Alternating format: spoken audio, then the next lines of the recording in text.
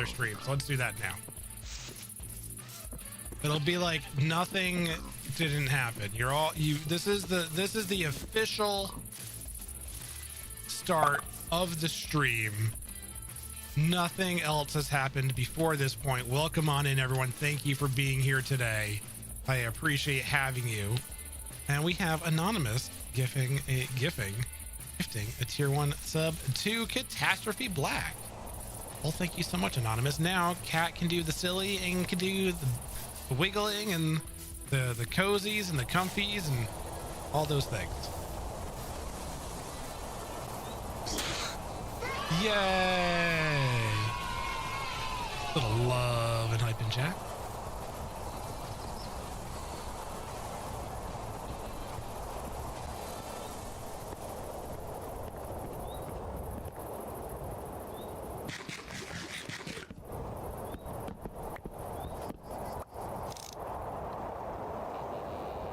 Still can't tell if that's pale oak or not. Kind of hard to tell. Looking around, I'm not seeing anything else I would feel is pale oak. I think we're just gonna go check it and see. You saw pink? Well, the pink is roughly in the area that we're trying to get to, so. Right, and nothing over there. Spicy said pale oak. We'll see if Spicy's right. I think you are, but I don't know.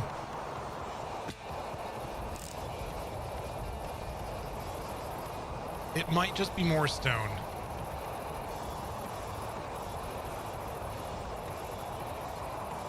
Oh, you have a village right here in front of us, though. Go check that out.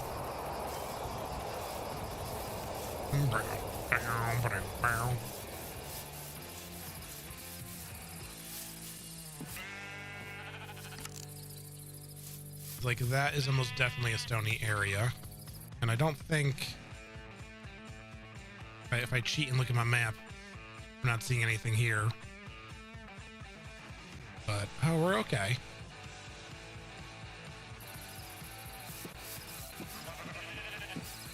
I know roughly where we are. I abandoned my boat. I didn't put anything in that boat, so we don't have to necessarily go back to it. And looking at the map, we're not far from familiar territory over here. So I might not go back to get the boat. I might just hop in this water and sail back. And maybe we'll pick a different direction and look for pale oak and mangrove.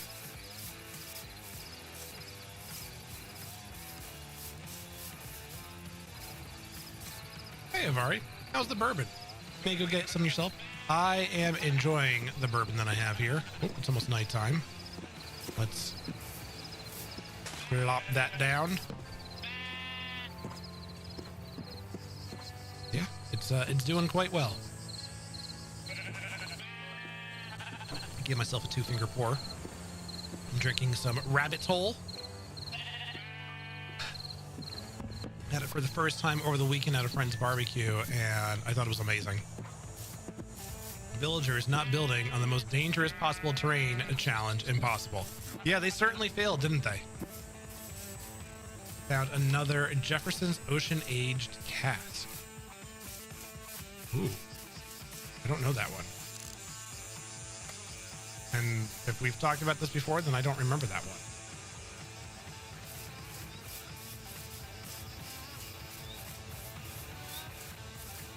I don't think dark oaks usually spawn by savannas, so they're not a warm biome. I didn't take my boat, did I? No. They're not a warm biome, warm climate biome, warm temperature biome. I don't know what word I'm looking for. I only made one way back on something like Voyage 7 and oh, nice. Yeah, I picked up a bottle of this today, and I picked up a bottle of Four Roses limited small batch.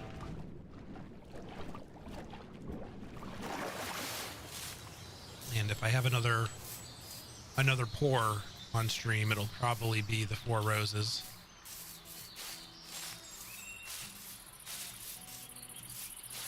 Four Roses is not as good as the Rabbit's Hole. It's a solid, I would say, a solid mid-tier bourbon. It's not going to blow your socks off.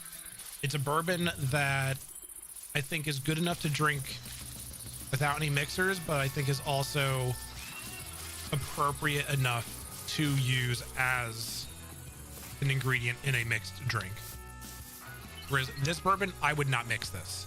This is in my opinion too good to mix.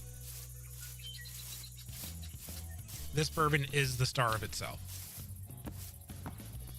You like scotch though, so that blows your budget usually once a year. When it comes to scotch, I usually have I have several bottles in there right now, but my preferred scotch has been, depending on who you are, I've heard multiple people say it different ways. Aubins, Aubans, and I forget what else.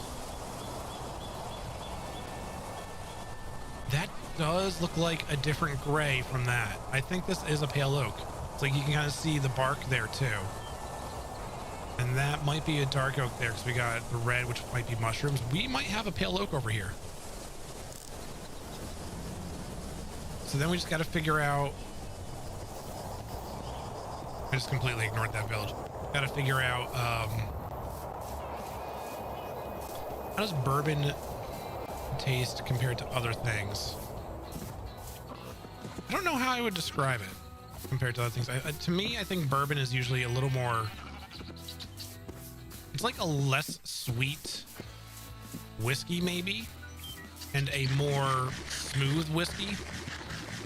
Like to me, whiskey has a bit more of a bite. It's gonna punch you a bit more.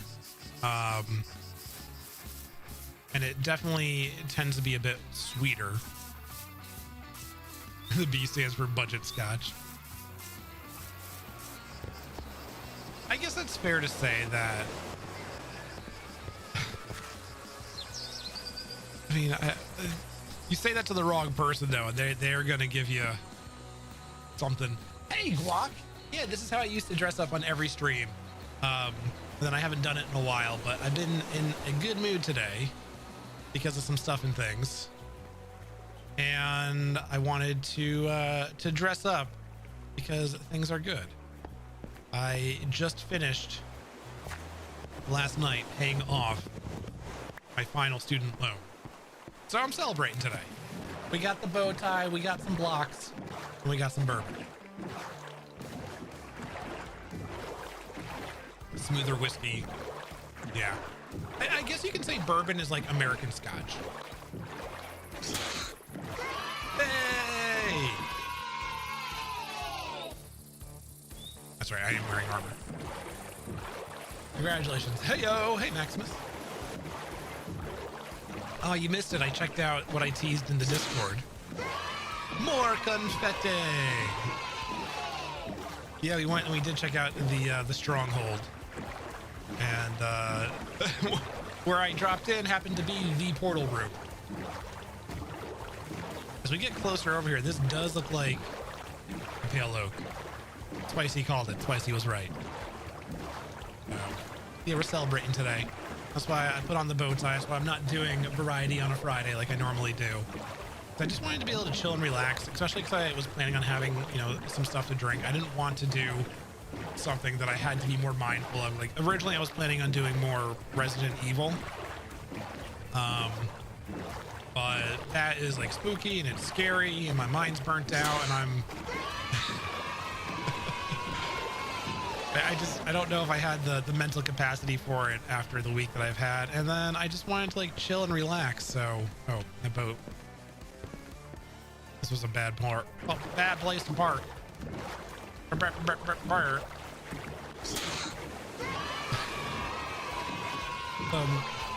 Dustin Brew from Letterkenny. That's a smooth drinking. I don't know that one. I've been out of the bourbon scene for a while, bourbon whiskey scotch. Like I've been out of the drinking scene for a while, so I'm not as up to date. Like a lot of the stuff that I have is several years old. I've been working on slowly finishing. Are we just gonna do confetti spam? Is that what it is today? As a person who never redeems anything on everyone's channel but has multiple digit K points, that was fun. Yeah. Redeem all the things. Celebrating being right. Doesn't happen often. Small victories. Ooh, a bell. Ooh, a lodestone. Ooh, piece of candy. I don't want most of that stuff.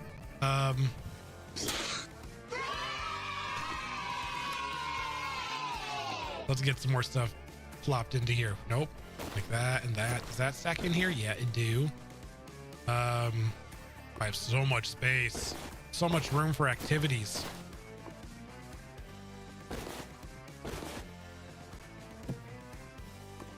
All right, now that's full. Let's get some more stuff filled up in here.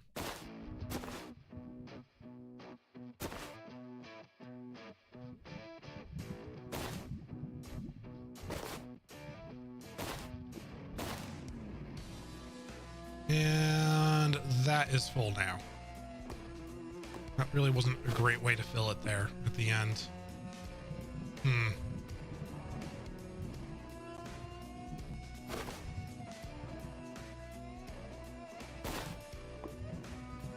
They each have 3 left. What do I do? I don't know.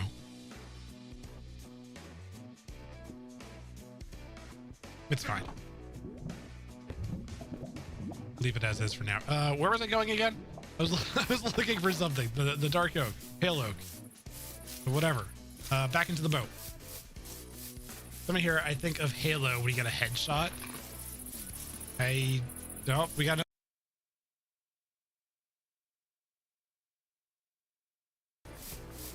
Welcome back, everyone. Sorry about the stream breaking there. You can blame GPS.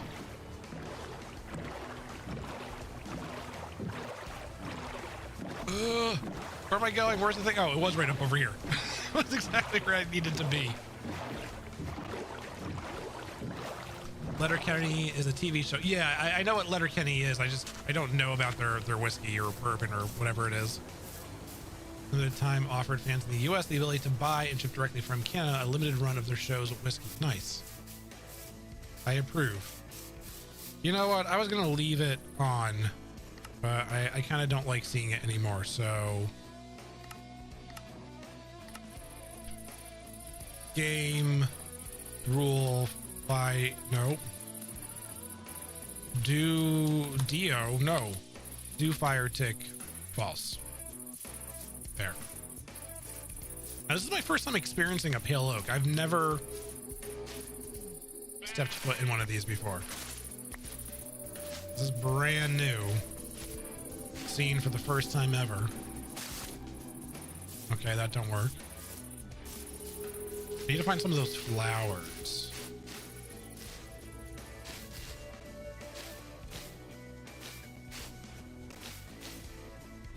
Hello, flowers. Oh, I think that's some over here. That is like really... Okay, that's a jungle right there. Flower.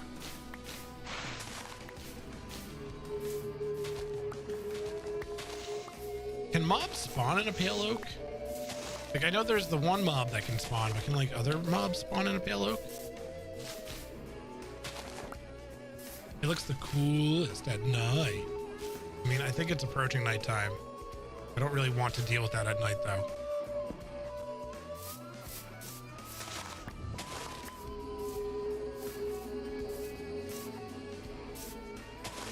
Did break the stream not work? No, what, the one that GPS did? The GPS break the stream worked. Yeah. You actually just graduated from college lately yourself. Nice. Take out any loans for either. Smart choice. I wish that was something I avoided doing. Loans really screwed up my life.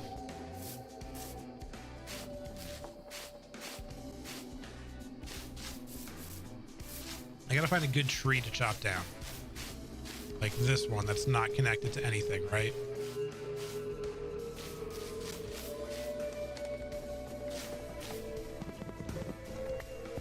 You missed it.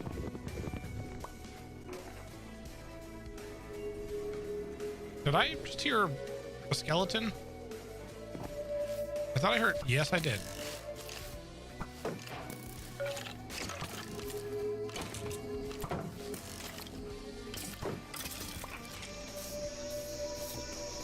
Okay. We get back to chopping.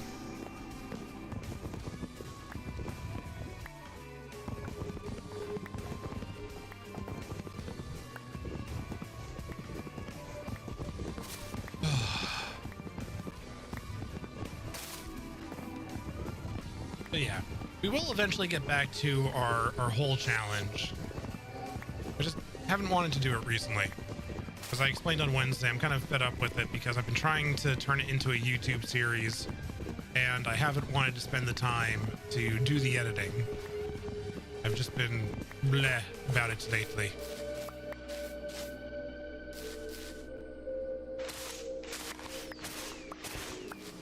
Let's grab some of this.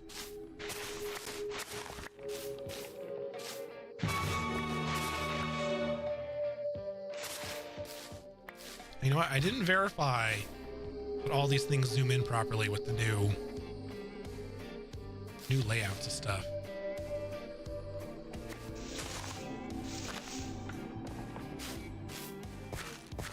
What is the spooky area? This is a new biome in the game called the Pale Oak. It's basically a dark oak forest, except it's all pale. This is my first time being in one, and I mostly just wanted to come here to get wood.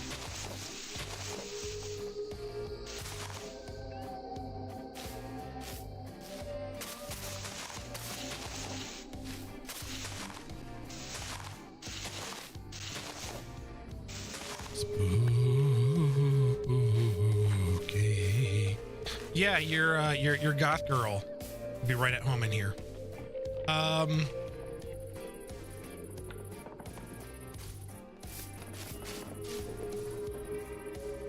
Wait, do those things aren't supposed to spawn in the day? Why do I hear them?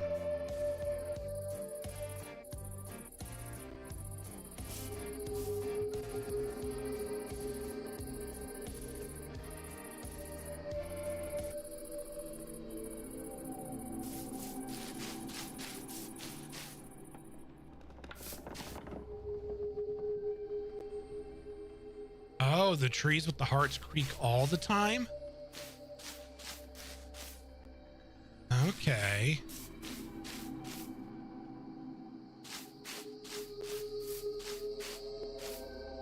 So if I stand by a tree,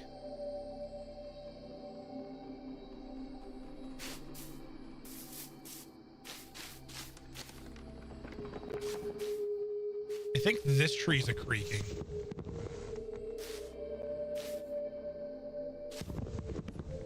So does that mean I can go in here and take apart this tree and maybe find it?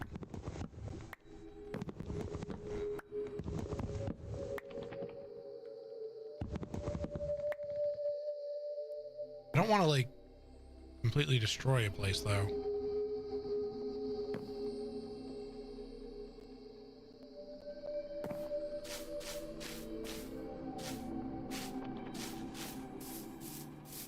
Could be this one too.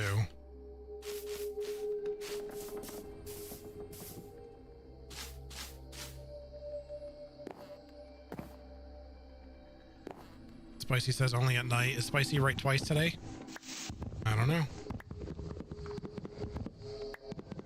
Oh, you have to take it with Silk Touch. Okay, so I can't pick it up now.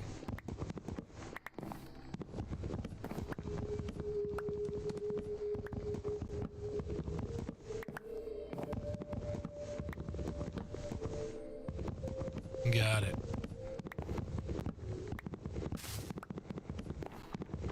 So then it's not worth trying to find one now.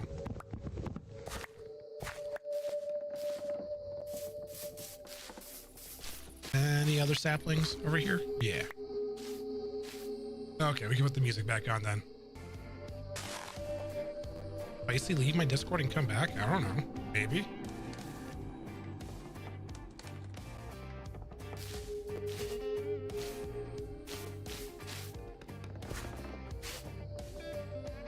Oh. Alright, so we got that done. Oh wow, this is super tiny. It's very tiny. Oh, there's another village right over here. We were, I think, setting up shop. Was it this island? It might be this island. Yeah, we got our chest right there. Okay. So the other thing we want to find. Oh, hello. Oh, that's nothing normal. That's nothing special. That's just the stuff being tinted. Okay. The other thing I want to find is, I'll have to come back here once I get silk touched. A mangrove swamp.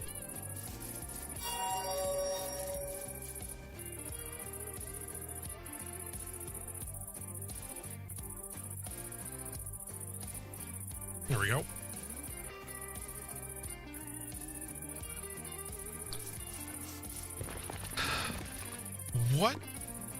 What climate are swamps? I want to try and find a swamp. They're not warm climates, are they? Or I don't know what kind of region to look for them in. Let's get some of the bushes. Where'd I leave my boat? Warm, but not hot. Okay. So, if I want to find a swamp, I need to go into some warmer areas, I guess. Where'd I leave my boat? Here it is.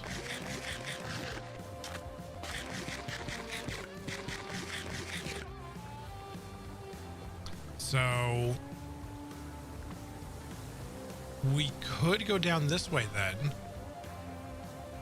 None of this is swamp. If we go down this way, that'll be closer to warmer stuff.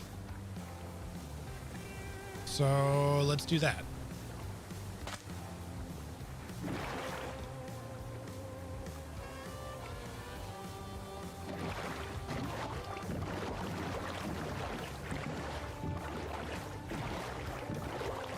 Frequently look for them near deserts or jungles. They tend to border those. There's been a lot of jungles on this biome. On this, not biome, on this map. On this seed. So maybe I'll get lucky then.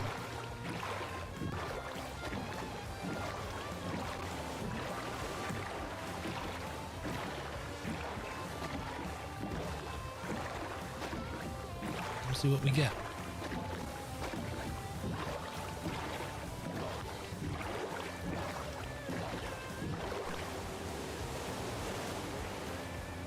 Yeah, we want to go more that way? This way.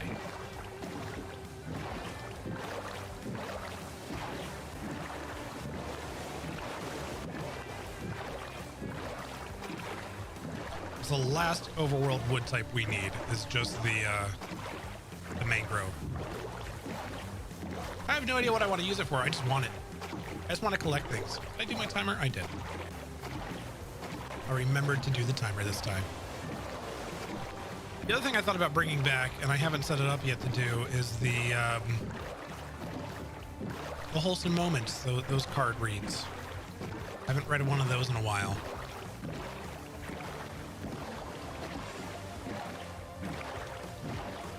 I thought about buying some new decks of other wholesome and inspirational things, but I haven't gotten around to doing anything about it.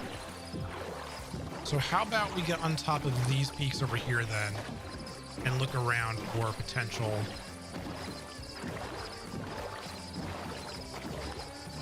mangrove swamps.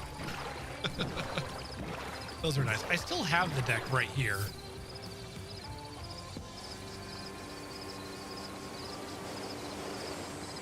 Like, wham! I am appreciated and will compensate. Well, I don't want to do that one. Well, bam.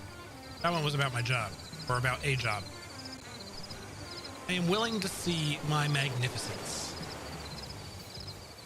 If I think that I am a bad person, I get a negative feeling. However, if I change the thought, the feeling disappears. Need deck rec. Let me know. I have a whole bookshelf of them. Check out affirmators sometime. I have stuff that's by Louise L. Hay, that a old coworker of mine introduced me to. Old coworker slash friend. They're really more of a friend than a former coworker. I don't think it's right to call them a former coworker. Yeah, she used to go around the office every day and let every person in the office pick out a power card. And then she would throw away the ones that people didn't like this one about being well compensated at work. Like, shut up about that. I'm not compensated enough. I am underpaid. I might be. I don't know. I don't think I'm the least paid person on my team. I think there's one other person that might be paid less. But affirmators are hilarious, but on point. Yeah, I was trying to think of like what kind I want to get, because the Louise L. Hay ones are nice, but I don't really feel like that they're me anymore. I feel like I need to find my own voice with them. One that reflects my inner bow tie. You know? Because I got them as a rec from Jen, my coworker. And what do we got over there? And they are very much her, but I need something that is me now. I'm not seeing anything around here. Yes, it is. It just said E. Weird. E. Let's go this way. We'll go on top of that one and see if we can find more biomes that we're trying to find. Yeah, I used to work with this amazing person named Jen, and she introduced me to those cards, and she was such a positive force. She was someone that it was impossible not to like her.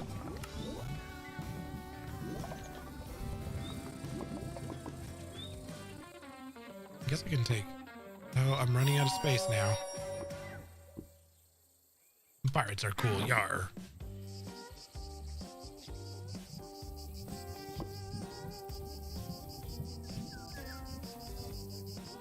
But she was, well, she wasn't just a coworker either. She was also someone that I hired. She was the first person I hired as a manager. All right, that's topped off. And I don't need that. Where's it going? Up here, I think. Bowtie Pirate is a vibe. Yeah, I should be drinking maybe, I don't know, rum or bourbon. Is that more appropriate for this?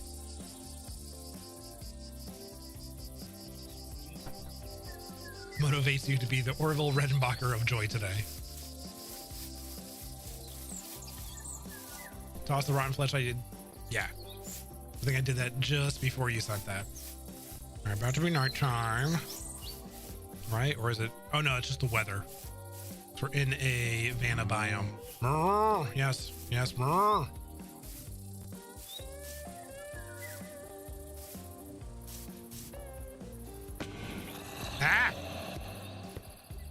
Nope. Sorry, I don't want to come visit you. Bit of delay on your end too. All right, let's not fall in that hole again. I always get the pirates going too. Boop.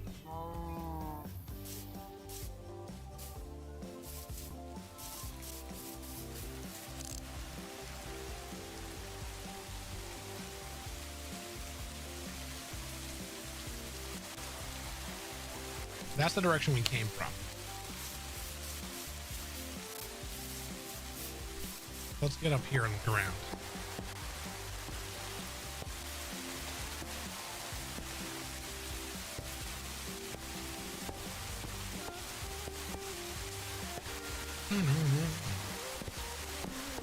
alcohol works. Okay. Good to know. Ooh, I like that.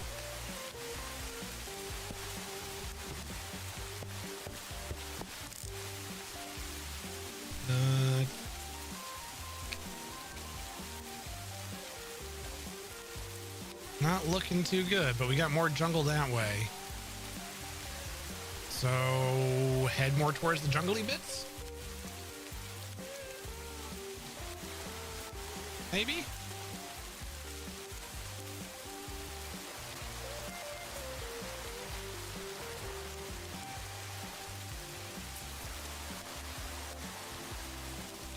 This has been a nice seed so far, yeah.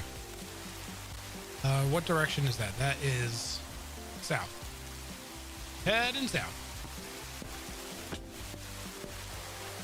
I'm just playing as a nomad right now in this world. Did I take my boat? I did. Good. Purchase for the perfect poly. They're plastic parakeets. Just need one of those photoshopped onto your shoulder. I actually have a fake parrot that can go on my shoulder for when I used to do these redemptions differently.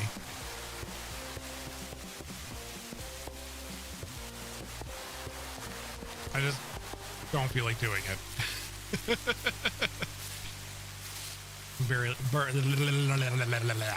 I can borrow Cosmos.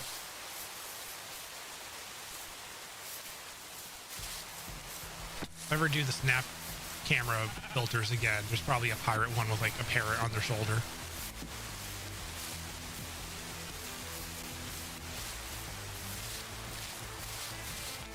Even though that program technically doesn't work anymore, there's still ways to make it work if you know what you're doing. Is it nighttime or is it about to be a thunderstorm? That is a thunderstorm. Let's sleep.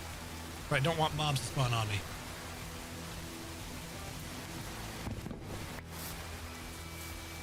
And now I don't know which way I'm going.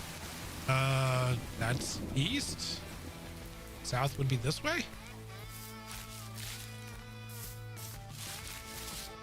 Right? Because the sun was rising in that direction.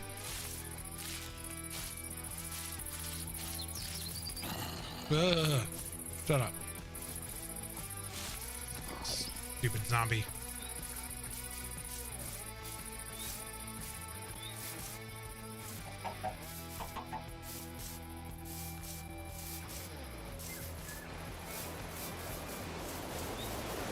Wee. BRB, baby unhappy. I'll be a mom. We'll do the mama thing. Go take care of your princess.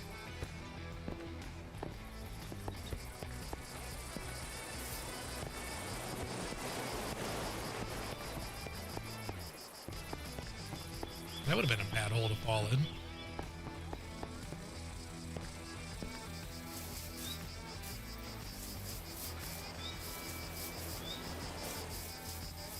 There be pirates here. Yarr. Or if you want to do it the silent scale way. Yarr. I can't go quite as deep as he can.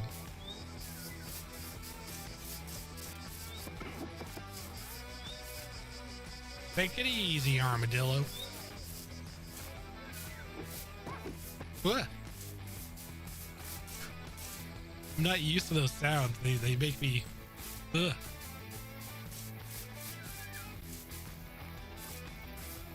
Walked away for a minute and came back to this. You approve. Please proceed. This is just one of the channel point redemptions. I don't do all like. I don't get into character like you and do the voices. I just wear the hat.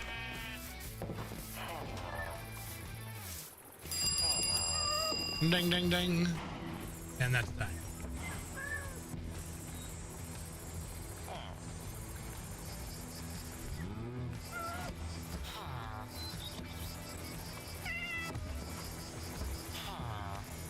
Weird.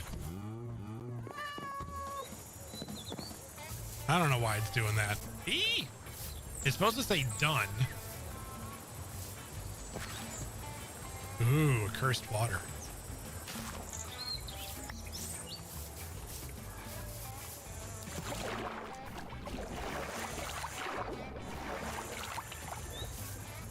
I'll have to look into that. Oh, we can make a note of that. I forgot about that command. If someone does exclamation point notes and then says E on timer, that'll make a note for me in the Discord to follow up on it after stream.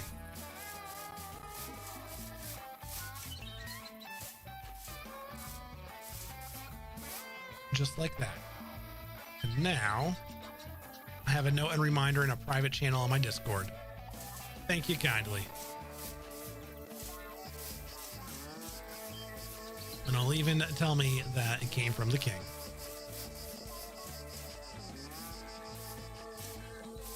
At least I think it's still a private channel.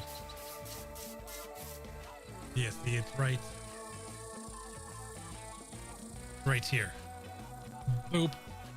E on timer. The king. That's how I set myself up to remind myself to do things now. That way I don't have to stop and switch scenes and change to a different game or screen and type it all in. I can just keep going, and if someone is kind enough to do it in chat, then bammo. I did it via StreamerBot. The super powerful tool once you know how to use it. All right. So that direction looks like it's probably bad for a swamp. So that direction. I don't need that. Hiya! Exploiting us for free labor. I didn't say you have to do it. I said if someone was kind enough to do it. It's all voluntary. No one's forcing you to do it.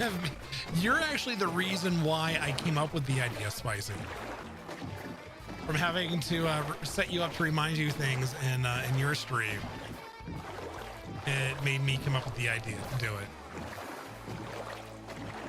It's 2022, so I haven't checked out what's available. Yes, StreamerBot is amazing. Like, my stream runs on StreamerBot. Timers that well, no, that doesn't happen. The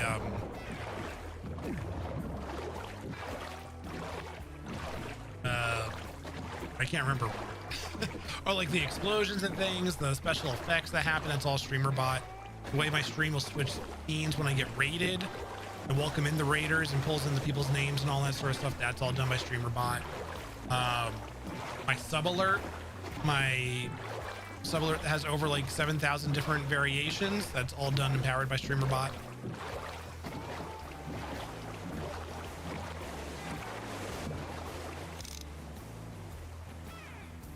Well, that's an interesting looking tree.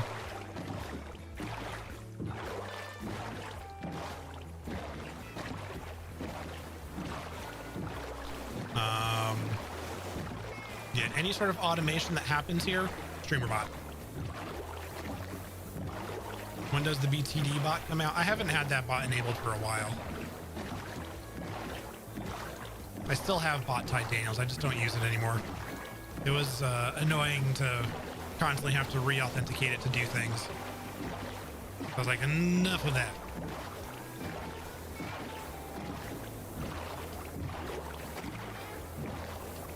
But we still have the bot Ty Daniels emo, which was created by Jukebox Turtle. Or Robo-Ty? I forget what I have the emo called on here. There you go, Vanna's got it. I think, is that a bit emo? I don't remember. No, I gotta look at all my emotes and things, and one of these days I'll redo my emo.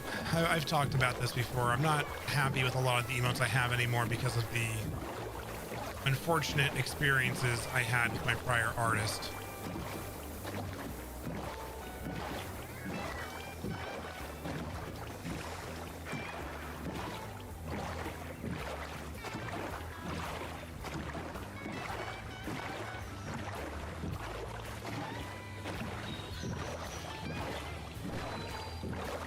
I don't think we're finding a mangrove swamp in this area. There's a bot that just says, now it has a bot. It says that once an hour when he streams and nothing else. That's a very effective bot. I guess we'll pop out here. We'll explore around a little bit, and then if I find nothing, we'll head back.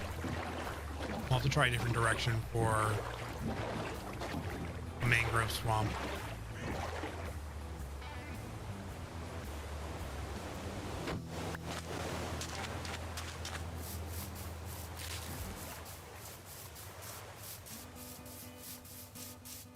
I guess we'll go up there.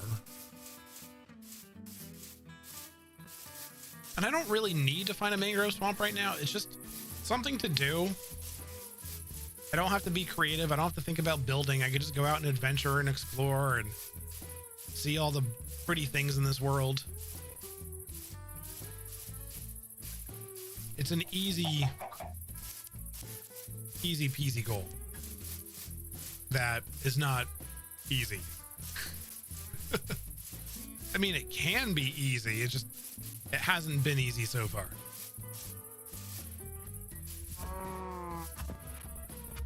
Mindless, easy things to do in Minecraft. Yeah, like, and now I can just like focus more on chatting and talking, and as I do this, I don't have to, I won't get stuck into like my ADHD super paying attention to what I'm doing.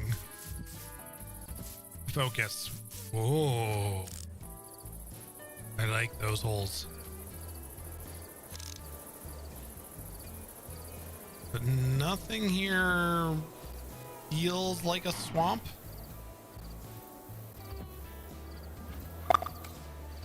I like that emote. So you want it. So now I have it. Spicy coming in with 1,000 bits. Well, thank you kindly, sir. That is so cool. Wait, the bot emote? Is that the one you're talking about? Is that I don't know. But thank you. Whatever emote it is, you now have it. Oh. That. The only person I'm used to doing that these days is Aaron will come in and do that every once in a while. Aaron and Kyle. So thank you. You're in good company there, Spicy.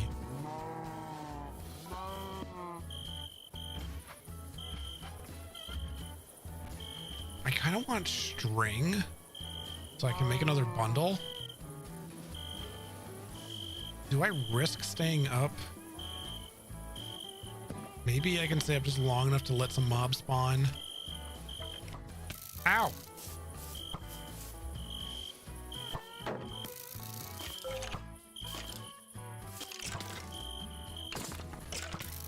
Ouch! Not seeing any mobs yet.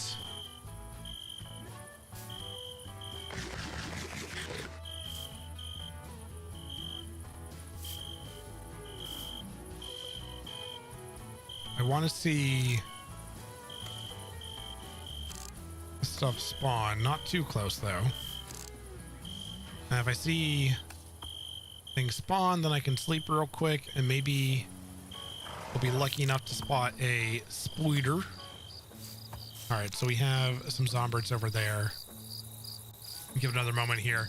Obviously get stuck trying to decide what to do. I like having a default easy thing to do, which for me is usually a digging project. 2 years I had some bit of spending money income. I was mostly inactive on Twitch and Stenos was away, so I didn't sub cheer while you had the money. Aw. Well, Stenos keeps saying he's coming back soon. I don't know what that means, but supposedly it's happening soon. I lurk in his Discord to see if there's any updates. I haven't seen anything with a specific timeline yet. But we'll see what happens. We miss our Stenos. He's come by and he said hi and he's hung out here a few times since I've made my return. Not that I'm calling him out or anything, if they happen to be here. But what am I doing? Well, I did not luck out with any spider spawn, so I can't get string. I don't think The swamp, well, the swamp would be that direction because we get all the cold stuff behind there. So this area is kind of our best bet to go. I also don't have any knowledge on when he'll be back. It's a mystery to all of us. Yeah. Like, as someone who I wouldn't say I'm an insider, but Senos does sometimes talk on the Extraordinary Discord and things, and hasn't been any extra information that's not already publicly available in any of those channels either about when he's coming back.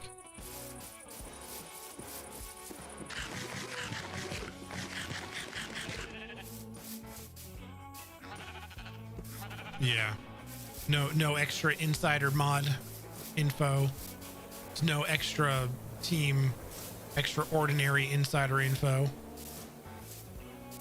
We just have to be patient and wait and see.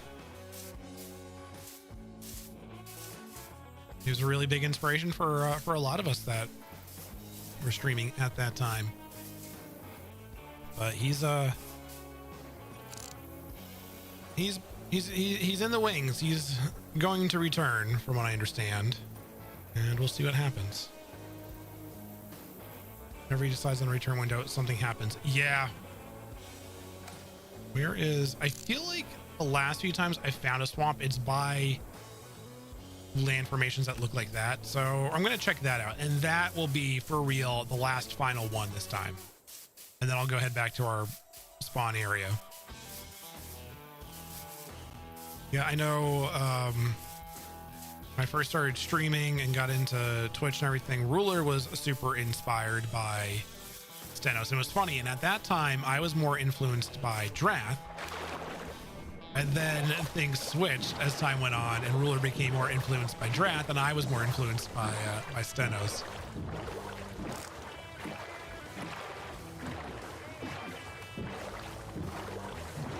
A lot of folks are returning lately. It has been the time to return. I've been back for almost a year now. Ruler should hopefully be making his return next month, if everything gets sorted with his internet like it's supposed to.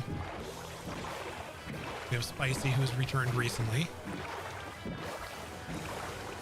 I know there's been other people that have returned, and I can't remember who.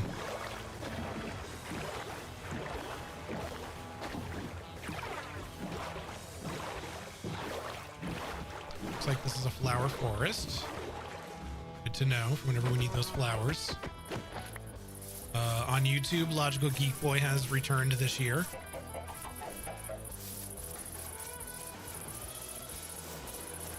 So he was a big influence and a big supporter early days.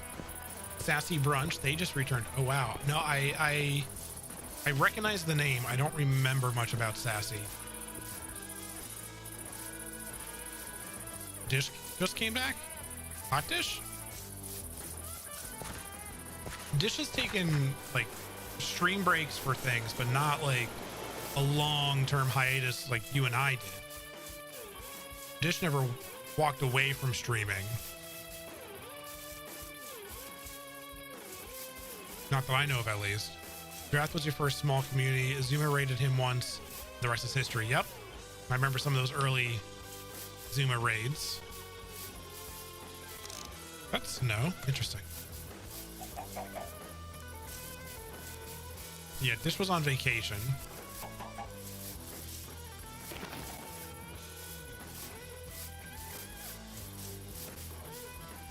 Yeah, Dish, I don't think Dish was streaming Minecraft for a while.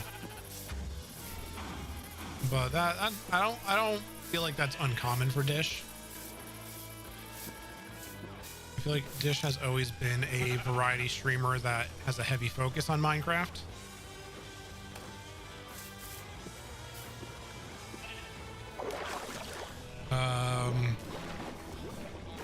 There have been people returning to it though, like Ginger Crush.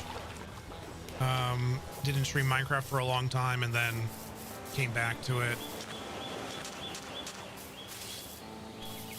I'm trying to remember who else.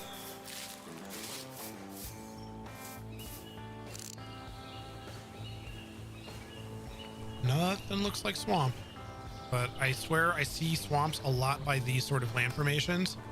So We're trying it out and seeing. She was always kind of variety, yeah.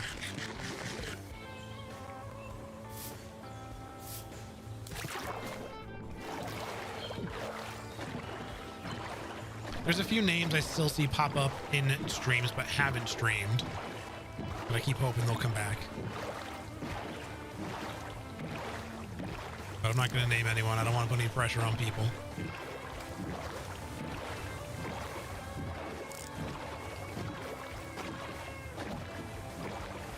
Yeah, nothing looks like swamp territory.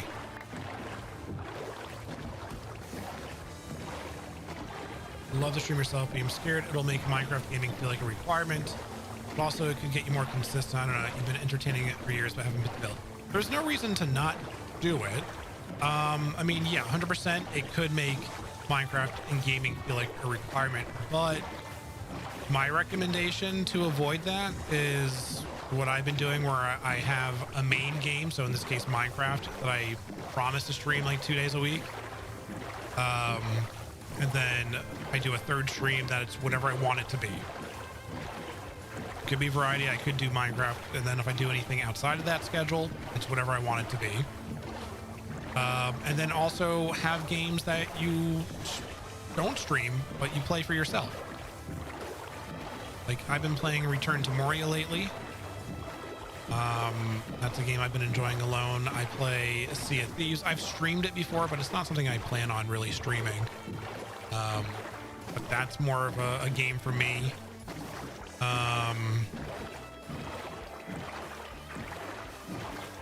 What else? Deep Rock Galactic. That's a game I play for myself. Yeah, do a couple of streams, see how it goes. It doesn't hurt to try. Give it a shot, see if you like it. If not, then you know your answer. Craft in Subnautica, then at least people can be entertained by your jumpiness. Yeah.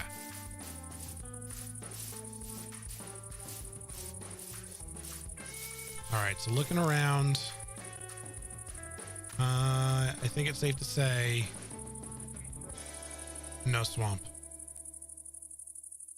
No swamp action. See, Thieves makes us different people. It does. But the thought of doing it again makes me nervous. I have to set everything up from scratch all over again. I get that feeling. I know how that is. And I'm sure Spicy knows how that is too. We can relate. I was gone for almost 2 years. Spicy was gone for 3 years. It's a thing. Someone was talking about that somewhere. About the anxiety of not streaming and coming back to it.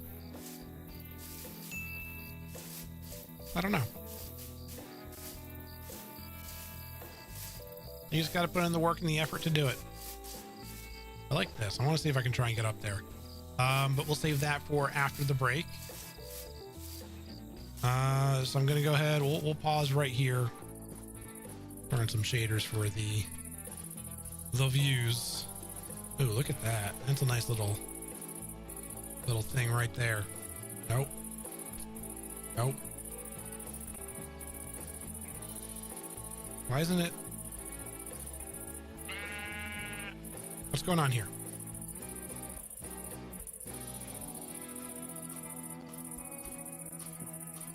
Why is that not working? Oh, that's why. I'm set up as a LAN world. Hold on, let's save and quit. All right, so it's time for the break. Go ahead, do the things you need to do, take care of yourselves. I'm gonna pause right here, and do all the things. Just actually get back into the game, so I want to be paused inside of there. So go take care of yourselves. I'll see you in just a couple of minutes, and yeah, take care of yourselves. Some ads will play. Don't worry, you're not gonna miss anything until the ads are done. Then I'll come back. So yeah, bye. And now, a word from our sponsors.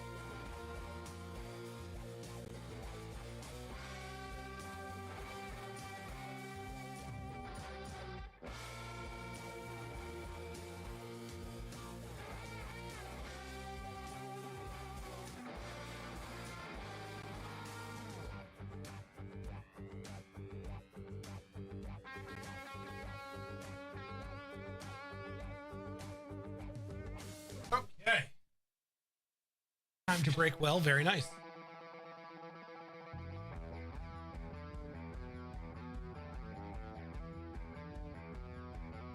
And welcome back.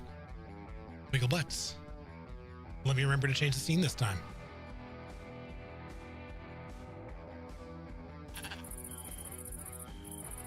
This is kind of a nice looking scene.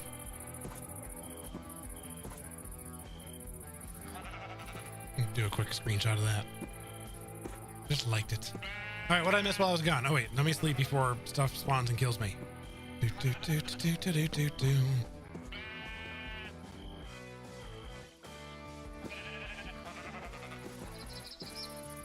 right.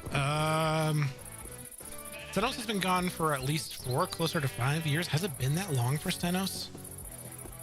I mean, I guess maybe it hasn't felt like that because he's come back a couple of times and has done like one-off streams and short runs. Now we're playing with shaders now.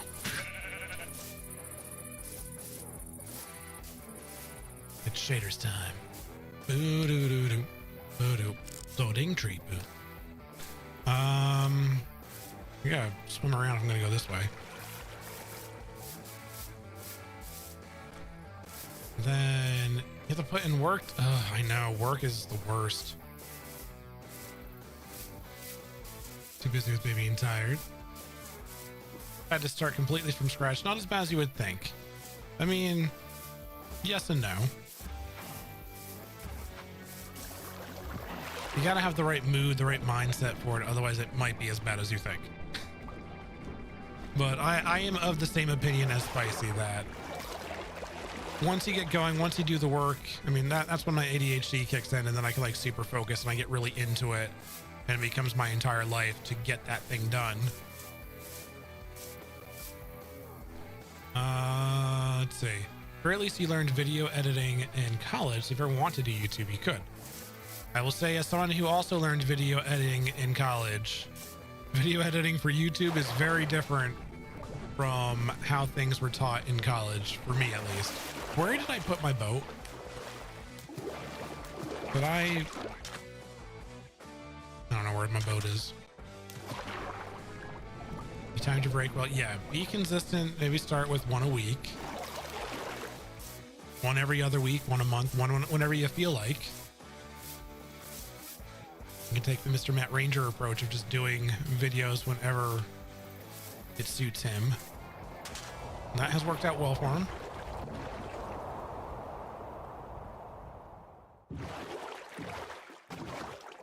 So consistency helps, but consistent quality also helps if you're inconsistently posting. But Spicy has been on an absolute grind and killing it with the consistency lately. Knowing you have ADHD, we should get a where is my boat counter? Honey, where is my pants? Yeah, the ADHD thing is a relative, I mean, it's a couple of years now, but oh, I went so far away. I did not realize I was this far. Wow. Is kind of a relatively new thing for me. It's new within the last couple of years of me at least knowing that I've had it. So I got diagnosed while I was away from stream, or at the end of my streaming, right around that time when I was kind of at the peak of my depression and struggling with everything. I went to see a psychiatrist to talk about what was going on and figure out if I needed to be put on any meds or anything like that. And went through a bunch of different tests and yeah, confirmed ADHD, confirmed depression, confirmed anxiety, all that stuff. And there's probably other things going on up here that I didn't get tested for. But yeah, it was basically determined that part of the issues of what I'm having, like, yes, work was driving me crazy and pushing me to the limits and broke me, but it broke me because I struggled to deal with it because of my untreated ADHD. That's what my psychiatrist said. My results screamed ADHD, and because they were self-managed, it was a self-managed condition or whatever you want to call it, and I didn't have the proper means to manage it. It just ran rampant, and when things got out of control and got beyond what I can do for my own self-management, the anxiety kicked into high gear. And as the anxiety snowballed and as the ADHD went wild, it pushed me beyond my limits of what I could, again, manage for my anxiety, and kicked me into the depression zone. And now I'm thinking of Kenny Loggins in my head. Highway to the depression zone. Your experience is kind of similar? Yeah. My psych said it is actually pretty common for individuals of my age to discover they've been living with ADHD, because they get to a point in their life where things have accumulated and built up, and it's like a dam.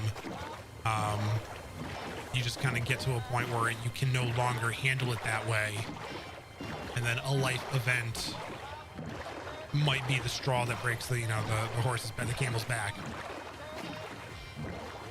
So for some people, she's like, yeah, it's starting a family. Other people might be like buying a house or starting a new job or whatever. And for me, it was just the combination of everything that was going on at work, plus the pandemic, plus everything else. That kind of pushed me over the edge. And oddly enough, the only thing that maybe kept me from breaking sooner was the pandemic, because getting to work from home, getting to deal with my issues in a safe environment where I didn't have to worry necessarily about controlling my reactions, compared to like if I was in a work environment in an office and having these sort of issues, it could have gone very differently. You have the anxiety, OCD, ADHD snowball as well. Yeah. And it explains a lot about me and probably what happened with me when I had my first true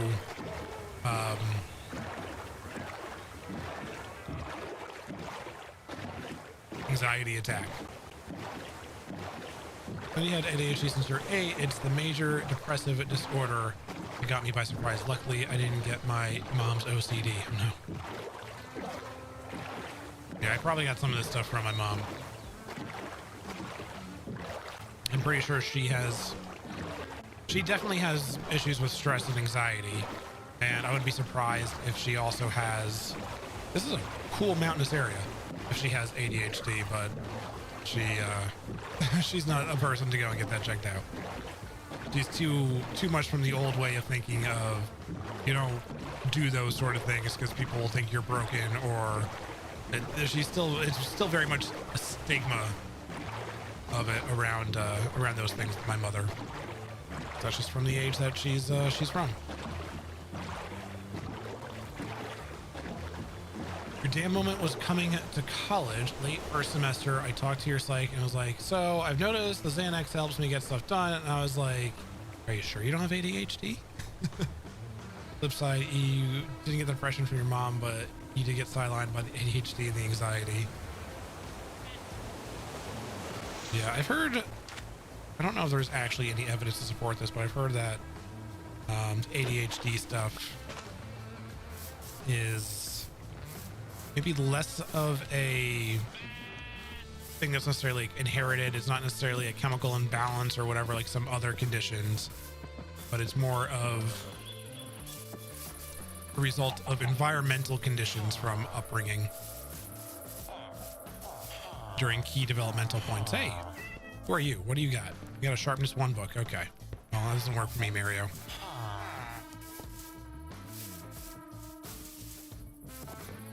And yeah, I can certainly understand how that would apply to me. I like this island.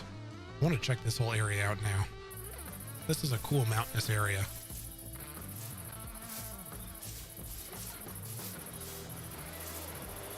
But I'm not really going to go much further into detail on that.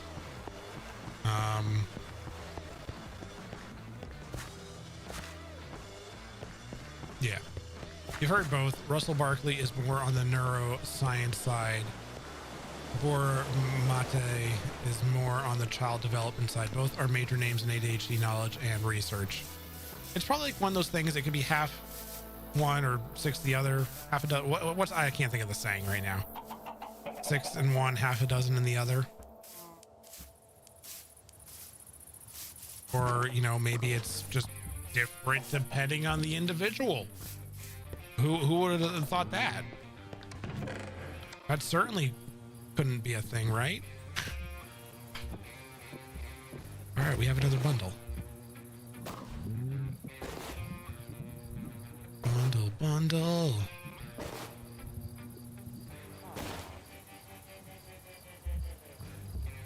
Got a lot of that wood. How are we doing? We got like 8 more things we can squeeze in there.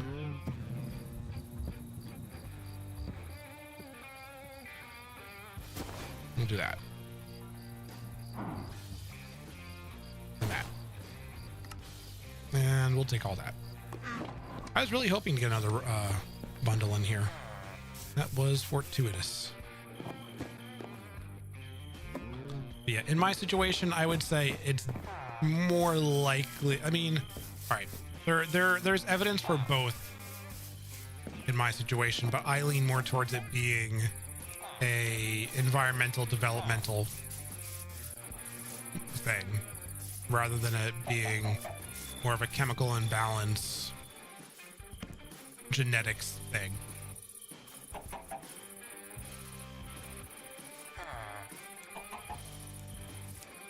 That's my thought and opinion.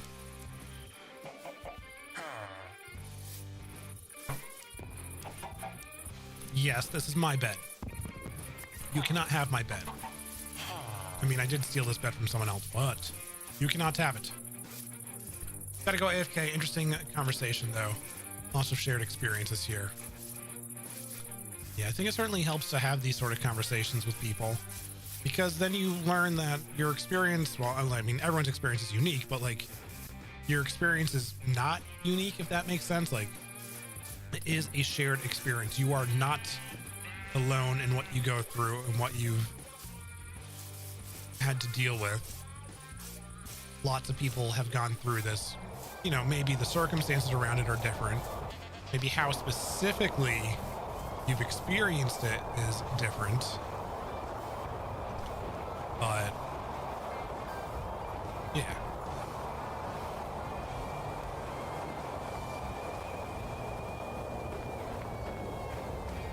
Trying to determine. This looks safe. Okay. I want to go that way.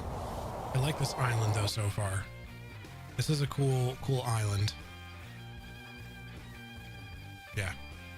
So, we're just gonna go back in the water and we'll boat up this way. Oh, Spicy, if you're still here, I know you struggled sometimes with the powdered snow. If you ever notice that snow has a snow layer on it, it cannot be powdered snow. Powdered snow will not be on snow layers. That's how I was able to get through here and walk without much of a hassle.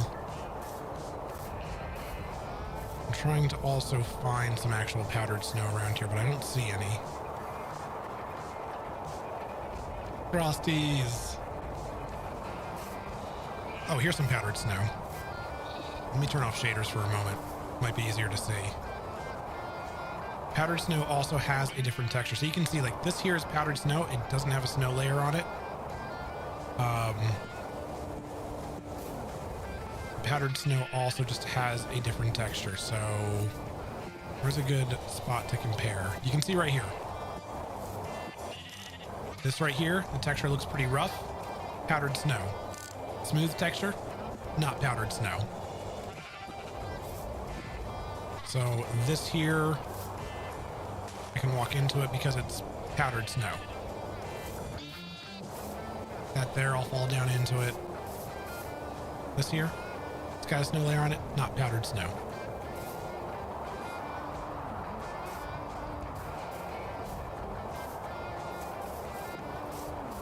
Yeah, the texture difference is very slight, but yeah, it's smooth, regular snow. At least I describe it as being smooth. Not smooth, like this is all regular snow. All regular, all safe.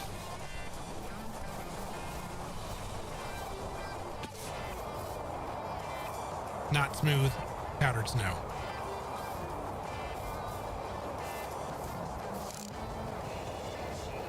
Which way was I going again? I think I was going up this way. I'm going maybe up this way because we got some jungle there, so maybe there's a chance for our swamp versus rough circular. Yeah. But whatever words work for you, those are the words that work for me. Yeah, as we were talking about the ADHD stuff, yeah, I am definitely of the opinion that mine is from childhood development.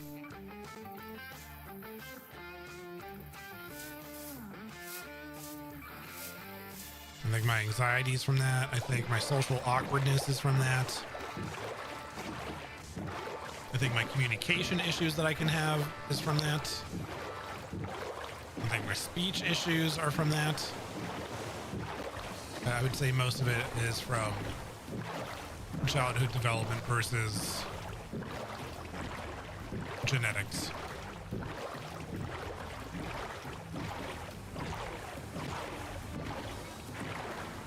My fog has disappeared. It had fog at some point, but now it's gone.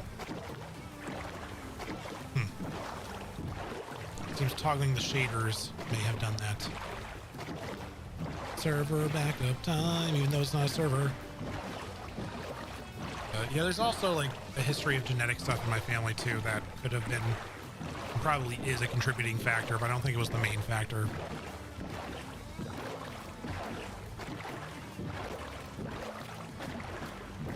It's also not me saying that my parents did a bad job or did things poorly or wrong or whatever. They did it the best they could. And me being the kind of child I was, it just came off as me being a good kid, but yeah. Intrigued by the oars splashing. Like, I very much was a self-sufficient child in terms of entertaining and taking care of myself for like my enjoyment and fun purposes. And I was a very well-behaved child, so it was easy for my parents to let me be unsupervised. And I think that definitely caused problems. I should have been more supervised and interacted with and things, and that would have not caused some of the problems that I've experienced. Oh, I think I did miss that. Shout out to both my parents for giving you ADHD genes. My dad was diagnosed decades ago. My mom has some tendencies. Brother is all but diagnosed. Yeah, I mean, there's a good chance mine gave me the genes as well. I'm pretty sure my mom has it, and my entire family believes my dad has it.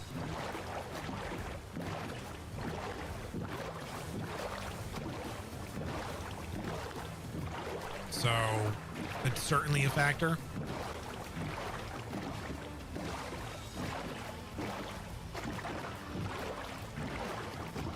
I'm not exploring every little thing anymore. I just want to find my mangrove swamp. We're going to go this way. I really believe my dad is ADHD though, because he's a college professor, and he talked about kids these days and their attention spans and phones. I mean, my dad doesn't like my attention span with phones, but he definitely has it. I mean, ADHD isn't always about attention spans, because like you can also super hyper focus in things. Just has those opinions. Oh, okay. Yeah, like when I started telling people that I have ADHD, they're like, but you don't insert whatever generic stereotype of ADHD.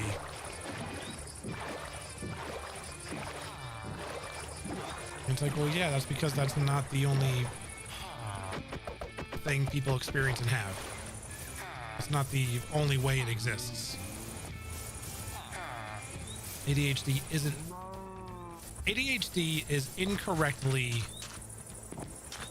titled, in my opinion. It is not necessarily an attention deficit hyperactivity disorder or whatever. It is more of an executive dysfunction order. That's the truth.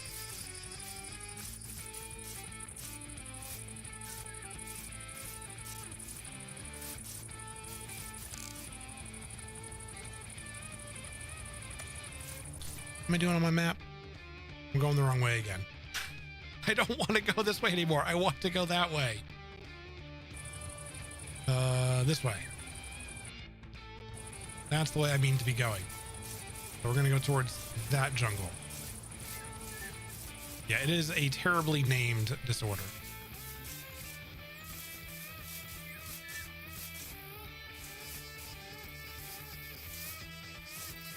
I also love how people are like anti-ADHD, or ADHD doesn't exist. It's not a thing. It's just whatever, blah, blah, blah, blah, blah. People back in my day didn't have it. And it's like, well, no, people had it. It just wasn't an accepted thing. You know, kids showed the symptoms of it, but you didn't know it as ADHD. You just knowed it as bad behavior. Very different things.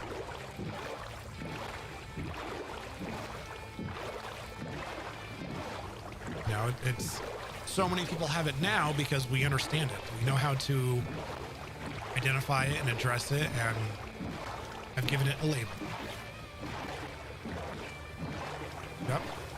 That's also the stigma of having mental health awareness, we'll say, is not what it once was. Wide range of what it can look like and what it can be. Yeah. You know, 50 years ago, completely unknown thing. Or maybe it was a suspected thing, but not whatever. You know? All right. Bed is facing to the west. Wake up. Head of the bed is to the east. We want to go more north.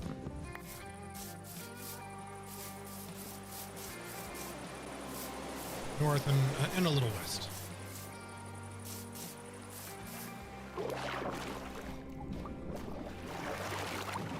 I guess we'll just go back into the boat. We'll make your cat happy. I hear the sounds of the oars.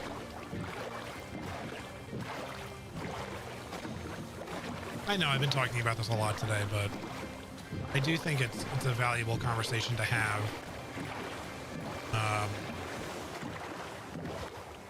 A lot of people I know still feel uncomfortable or embarrassed or guilty or ashamed or whatever,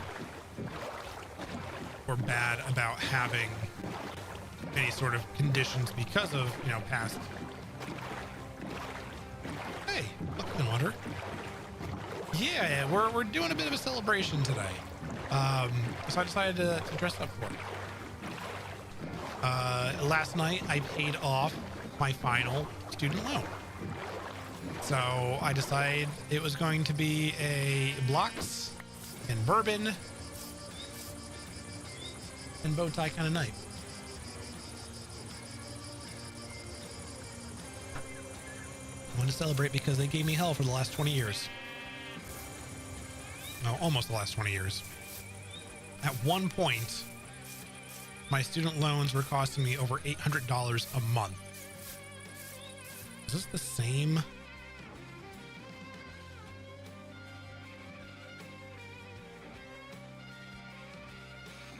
There's a pale oak there, pale oak. Okay, so this is the same pale oak over there that we've already seen. So yeah, I'm happy about that, and I wanted to be fancy and celebrate it. Just a fancy, gigantifying emote. Unfortunately, it doesn't seem to pop up for me because of the way I have my combined chat for streaming on multiple places, I guess. But yeah, like, you can. When I told my friends I had ADHD, they all went, yeah, duh. I went, wait, is that obvious to everyone but me? Yeah, people that have it, people that are in the know about it, weren't necessarily surprised when I talked about it, but people that don't know what it's actually like, those are the ones that are like, but you don't seem like someone who has problems focusing and paying attention, and you don't have this and you don't do that. I'm like, yeah, it's because that's not the only thing that ADHD is.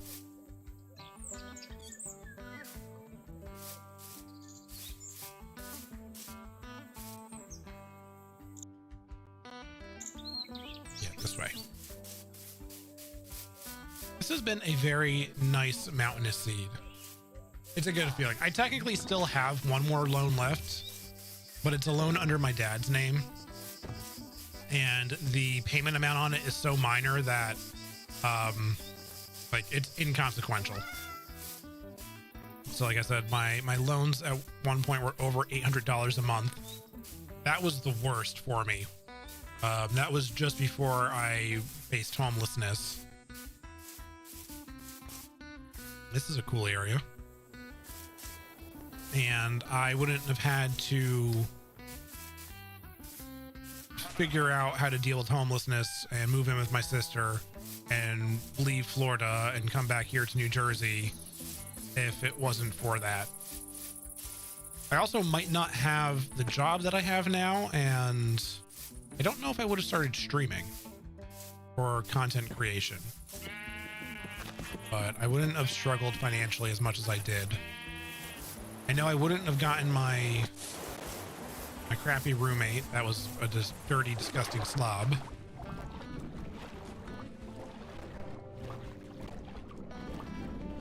They were a good friend, but they were just a filthy person.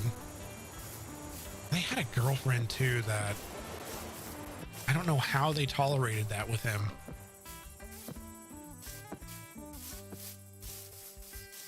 But I don't talk to that person anymore. Not because they were a dirty slob, but because they started accusing their girlfriend of messing around on him with me, which I was not cool with, especially because he only gave her a hard time about it and never wanted to address the issue with me. And no, nothing ever happened between me and his girlfriend. She was not my type. But I did not take kindly to that. Probably a flower forest there.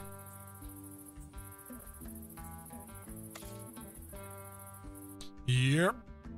Okay, I need to go basically straight north.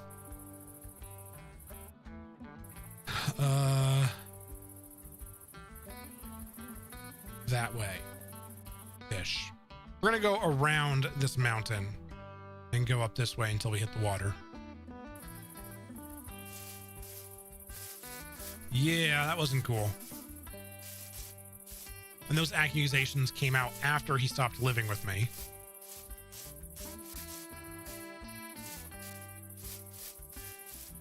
They now, looking back on it and thinking about it, I wonder if that's why he decided to move out. It never occurred to me until now that these accusations were going on, I guess, around the same time that he decided to move out and stop living with me.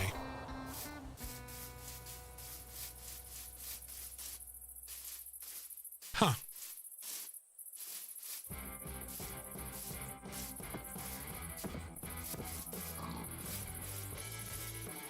And if that's the case, I have even less respect for him now. Because rather than talk to me like an adult and address the problem in a mature way, he just decided to be all, I'm moving out. Not going to talk to you about it. I'm just going to blah, blah, blah, blah. Huh. The truth is uncovered years later. Whatever. It don't matter. At least we have a closer flower florist than the other one that we found earlier.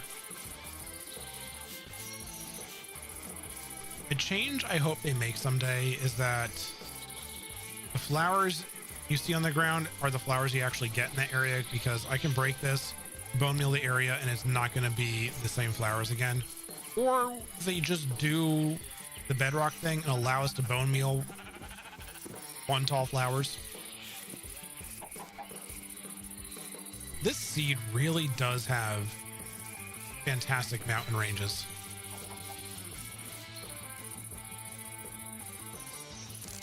That's cool. You have the best roommate in the world now. Yeah, never complains. Barely ever makes a sound. Although I do have to do all the cooking and the cleaning. I do have to pay all the bills. They can be very needy, very attached. They don't like me being gone for very long.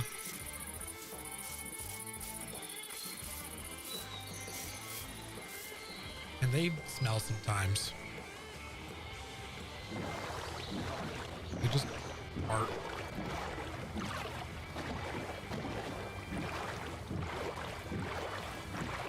Plus they have this habit of always going outside to go to the bathroom. They won't use the toilet. Still looking for that swamp? Yeah, no luck.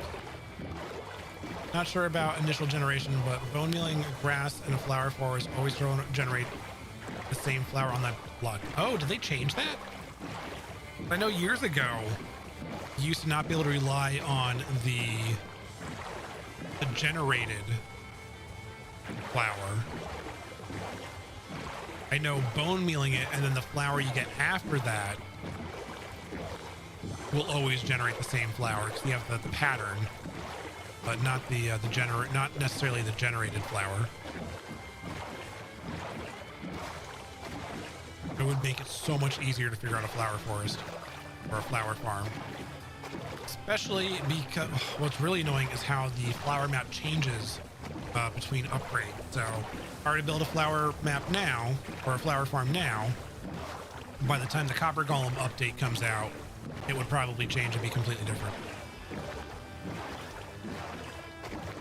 So stuff like that's annoying. What time is that? How many hours have I been up for? 9:40? Okay. Is this just like a dead end and then it drops off? No, that one's not that interesting, but yes, that's what it is. Easy access to these things though.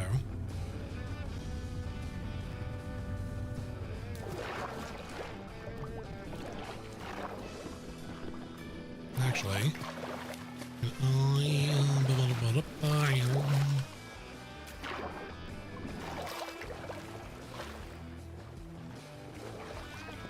seems like the flower pattern should lock on the first chunk load. Weird that it's not. Do that, that, and that. Some resources that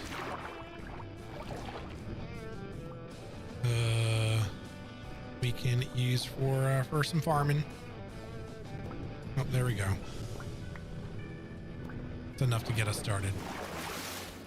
And now it's about nighttime.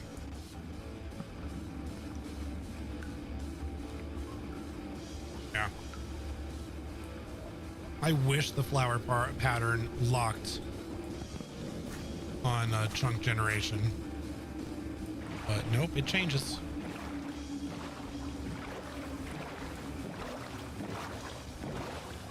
I don't know why it changes after generation, but it does if the version changes.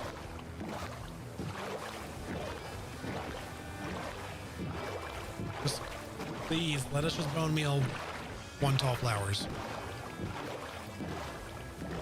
I know that mechanic is probably less interesting than creating a flower farm, but with how inconsistent flower things are and how they change and the farms break, it'd be much appreciated, Mo Yang.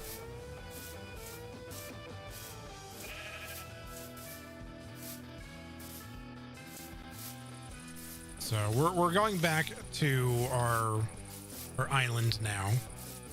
We're gonna clear out our inventory, drop off some stuff, and then maybe go out and look for that mangrove swamp again. So we've done a bit of exploring over down this way. We can go out this way or that way. And I think we're gonna go west. I think we'll maybe go off that direction and see if we can find anything.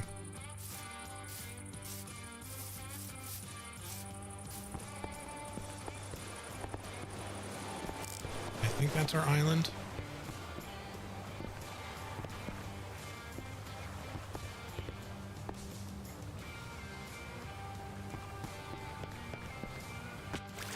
And someday we'll have to go back and get our other boat.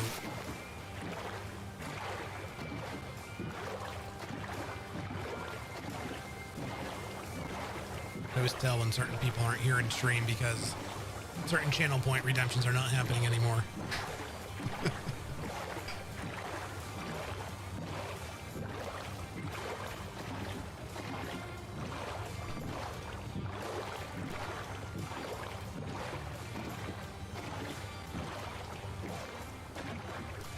Maybe we'll go on the other side of these mountains and see what's there. There we go.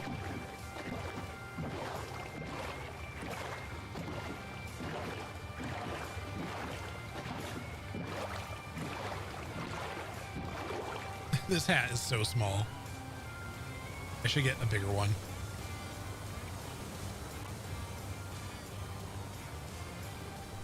I knew saying something would make it happen. But Vanna is not the person I'm talking about. Vanna is not as consistent with the redemptions as a certain other individual. Filling in for Akoa, yeah. You got a big wizard hat to fill.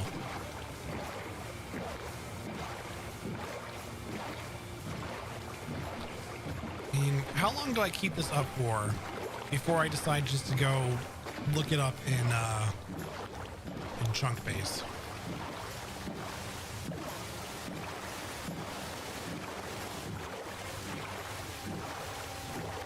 And this is our island here. I think this is, yeah, that's where I usually get off at.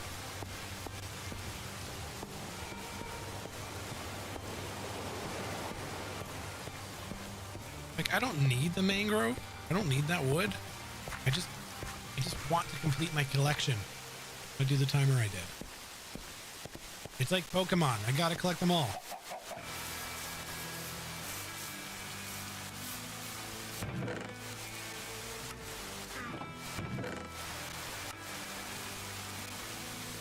All right. Chest.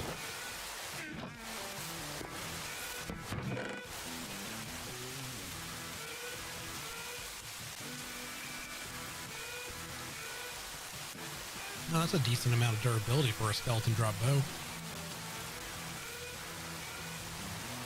Let's put that away.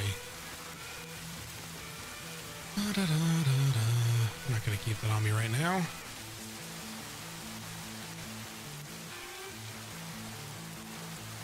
You know what? On second thought, I will keep this stuff on me.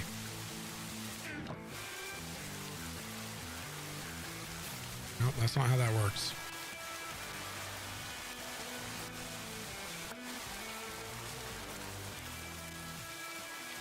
I am puzzled.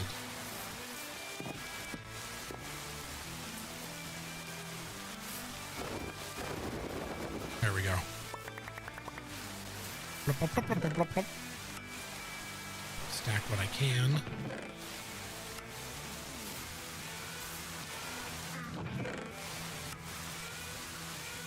And keep that on. Okay. That can go. That can go. Everything else is all right.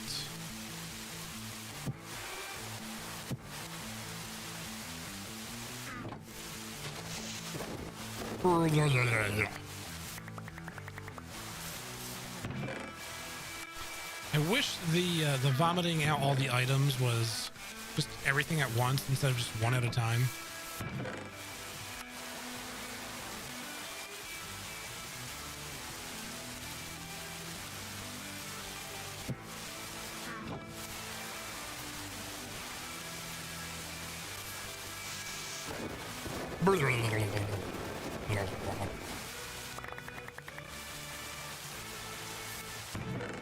Oh, interesting. Because I picked up the item first with a bundle. Huh, okay. It didn't trigger ice bucket stuff.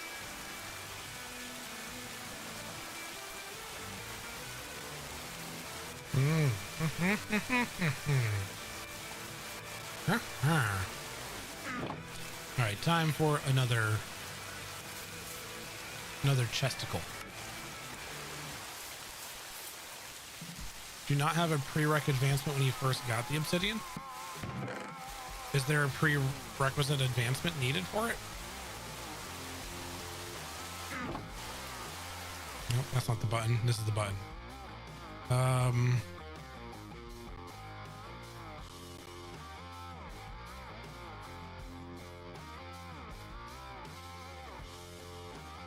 So I guess the prerequisite advancement is supposed to be hot stuff, but I didn't have that. Acquire hardware, but I already had that by the time I got it. I think it's because it wasn't in my inventory. I picked it up directly into the bundle. So I believe the advancement triggers when it's actually in your inventory, when you physically touch it as a player. Stringy hair from that is... Where's my bread? Where'd my bread go? Come back, bread.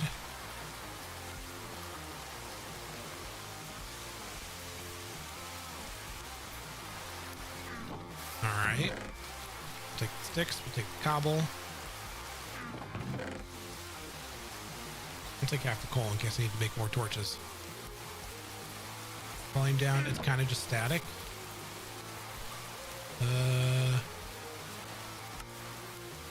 Muffler. My game just crashed. My game may have just crashed. My game crashed. Welcome in, Shay Plays. Lovely to have you. I gotta fix that. How you doing, Shay?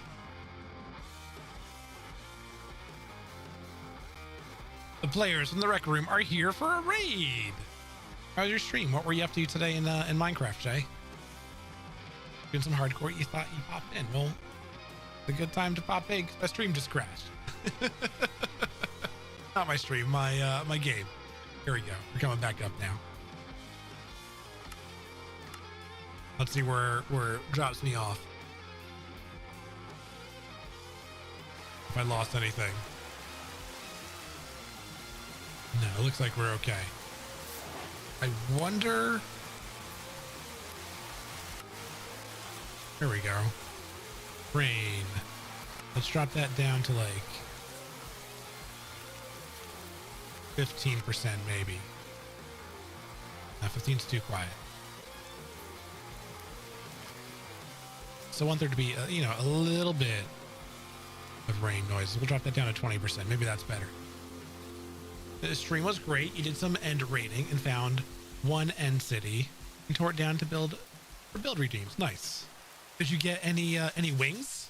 Was this your first time into the end for this world? Or have you already been end raiding and you already have your wings and things? All right, so we have a white bed. We can't stick with a white bed.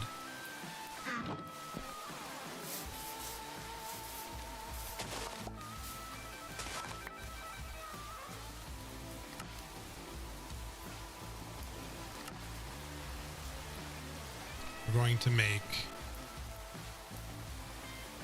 Wait, why'd I take blue? I didn't mean to take blue. I wanted to take red. Oh, brain. To make orange.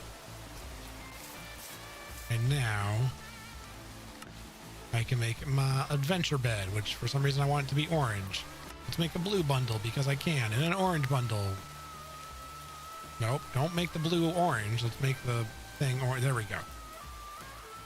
Gonna say blue and yellow don't mix. No. No wings, but you do have the dragon drops elytra, just no rockets yet. Okay. All right, that's something at least. We're here just adventuring out to get all the wood types before I do any sort of building or whatever. So I have acacia, I have dark oak, I have oak, I have cherry, I have birch,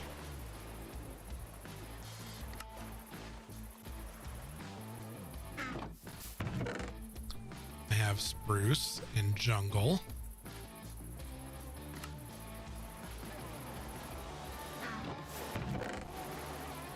bamboo,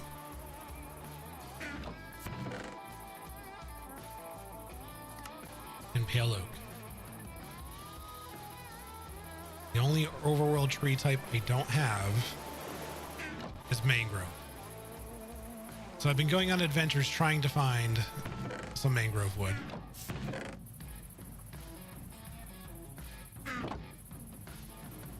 It has not worked out yet.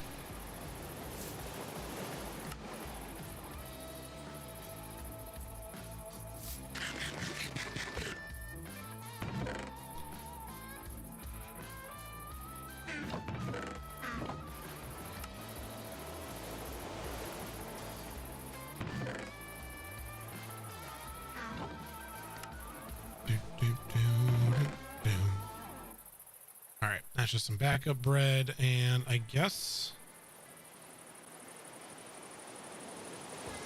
I'll take like half a stack of wheat in case I need more food on the go. All right, so I'm debating where to go next. We went a decent ways south to look for a swamp. No luck. I'm thinking west will be the next direction. We'll do that for a bit, and then we'll see where it goes. Where's my compass?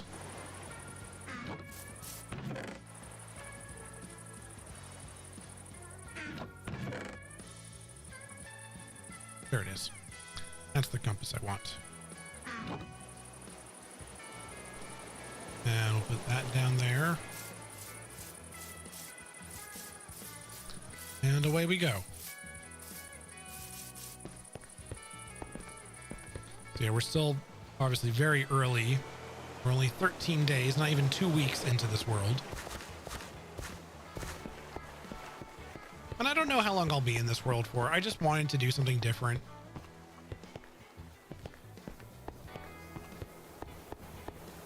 So I'm just doing hardcore Minecraft in this world until I'm ready to go back and do something else.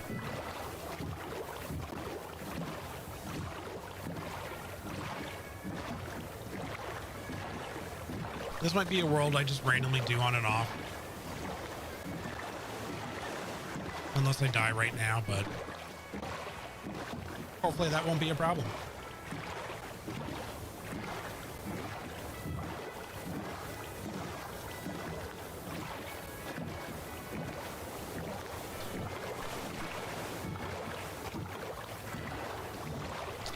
I'm getting mighty low on my bourbon here.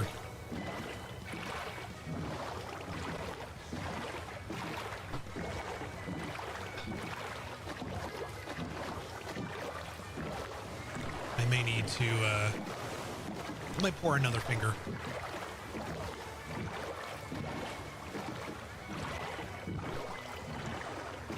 Or one more finger for the last bit of stream.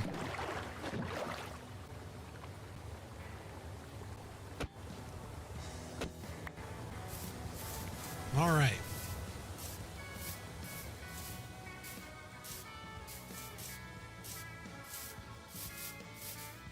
Yeah, this has been a very nice seed for mountains and finding nice looking mountainous areas. Very scenic mountains. Yeah.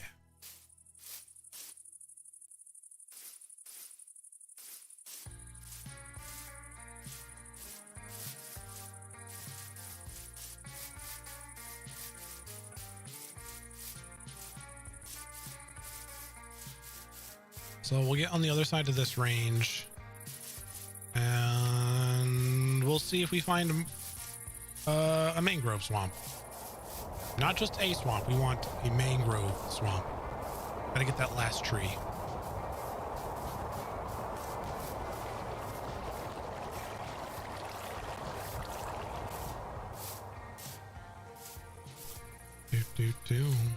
Oh.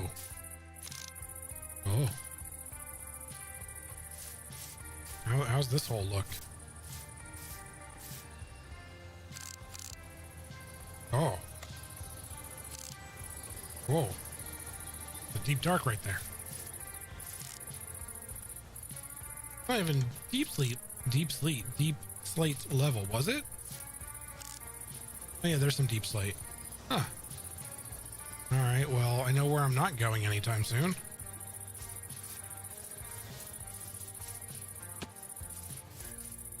I'm not going in that hole.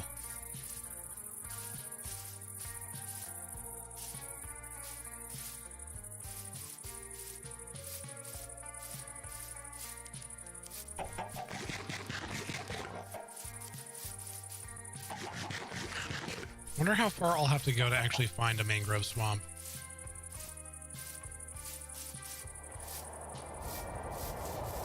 Game's performing much better today than it did on Wednesday. I've had a few mods update, one of which was concurrent chunk management something. C2ME is the short name of the mod. And I have a feeling that is the one that was causing some of the memory issues.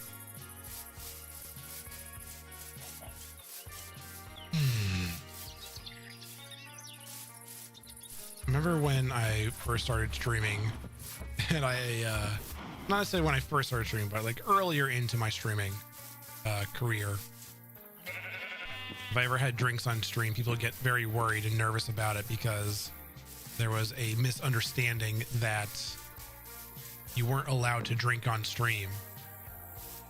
And it's not that you can't drink on stream or smoke or, you know, do whatever, as long as what you're doing is legal and what you're doing is safe and you're not endangering yourself or doing any sort of harm to yourself. Perfectly fine to do. So if you're on stream drinking and you get super drunk, that is a violation of Twitch's terms of service. They don't want people getting like blackout, getting your stomach pumped drunk on stream. But if you drink responsibly, if you know your limits and stick to them, perfectly fine to do. Much like in the real world.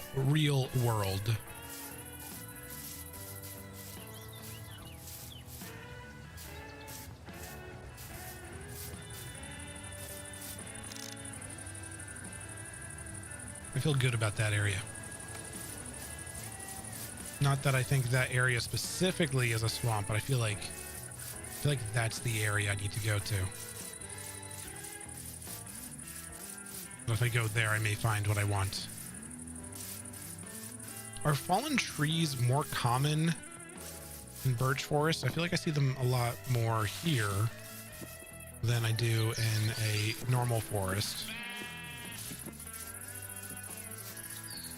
Like, I don't know if that specific area was actually a birch forest. There's just a lot of birch trees, but now that I'm running through here, I'm not seeing any, but there was like 3 back there. And I know they can happen in other biomes.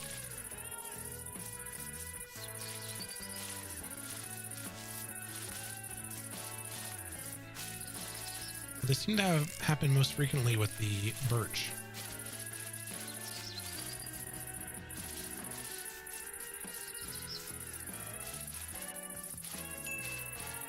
Ding! That chime means it is time for our break. So this is an excellent time to get up, stretch, move around, get a drink, get a snack, use the bathroom, whatever you got to do to take care of yourself. go and do it. I'm going to go ahead and get up and move around a little bit, take care of my back. Don't have to refill my water. That's still going pretty strong. Might pour myself a little more bourbon. You'll have about 3 minutes or so to do that and take care of yourself. During that time, there will be some ads playing. Don't worry, you're not going to miss anything because the stream will be paused. And I will not resume the stream until I know the ads are over. Usually the ads are completed before I even get back. So you got plenty of time. There's an oak. Let's just get up here and look out. Towards that sun over right there. Right there like that. Turn on our shaders, hide our HUD, and pause the game. So yeah, take care of yourselves. I'll see you in about 3 minutes.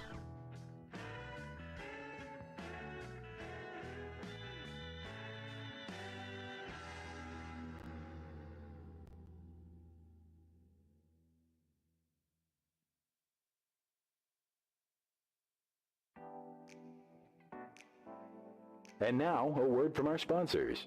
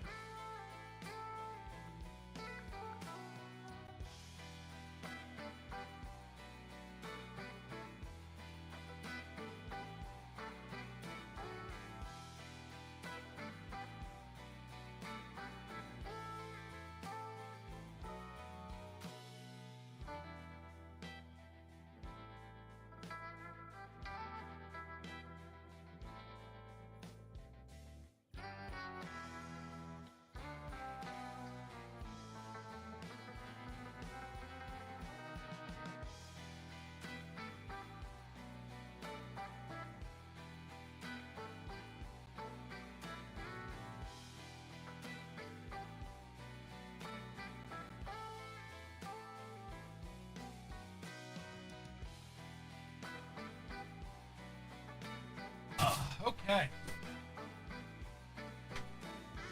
Right, longer than I intended.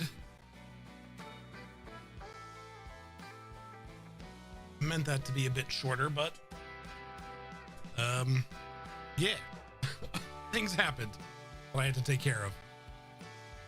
Wiggle butts.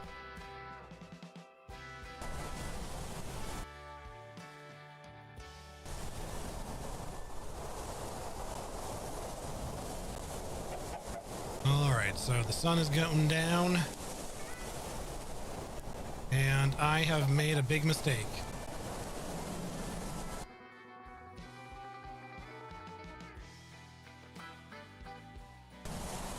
I did not bring my bed with me.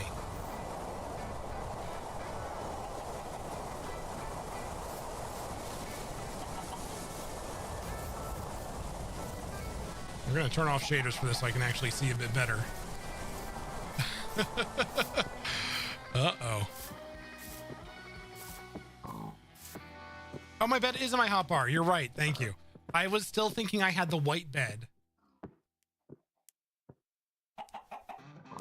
I was thinking I still had the white bed, so I'm looking for white in my inventory, and I forgot I made an orange bed. So I'm like, where's the white? Where's the white? Nope, it's orange now, Bowtie.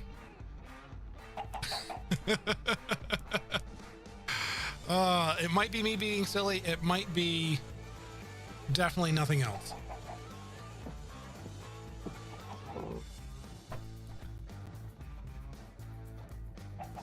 Oh yeah, that one's a bit more rough. Okay. Yeah, definitely nothing else influenced that moment.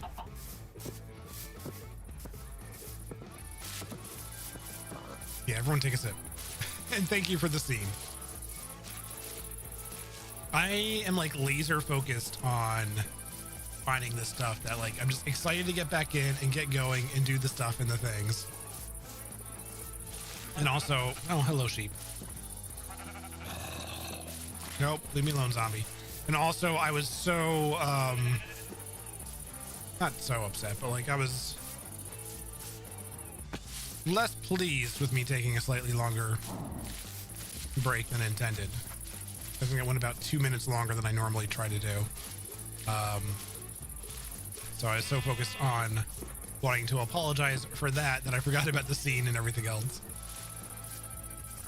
Also, like I moved my lighting around, so my light that's over here actually blocks that monitor, and this monitor is where I can pay attention to what scene I'm on. So it's not as noticeable to me when I'm on the wrong scene now. But I'm thinking about taking that light and moving it about a foot forward, backward, whatever, and then I can see it better. Well, over here, it's not only light in the way, it's also the microphone in the way. It's a lot of stuff in the way. Or make me take a picture and put it on Discord. I'm gonna do that.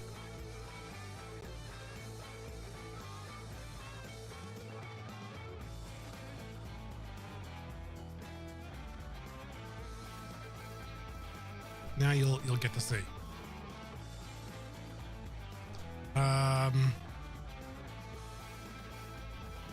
No, I'll just put in just chatting.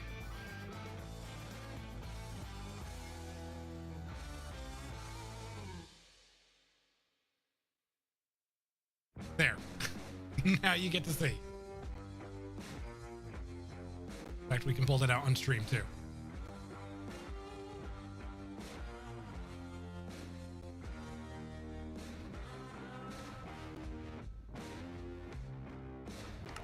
Oops. Try to make this bigger. So yeah, looking over, that's basically what I see. So you have the microphone blocking a big chunk of my view, and you know the thing for it. You have the light blocking a big chunk of it, and then this is the monitor back here. So it becomes it becomes difficult to see under these conditions. So if I move that light, it'll be a bit easier. And like you have the auto exposure going on for that light that balances everything out, but from my perspective, it's a little bit more blinding than what you see in that picture.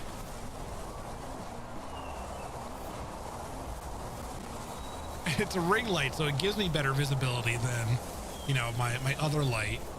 I don't want to go through the snow.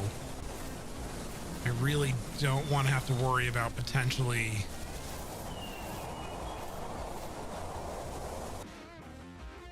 Yeah, we can go south and around.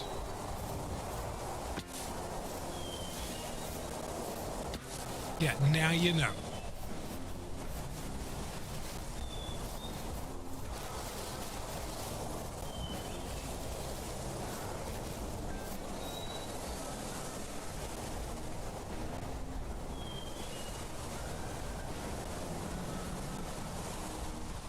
There are various things that quick change between versions. I don't know what I'm trying to say with quick change. That quick change?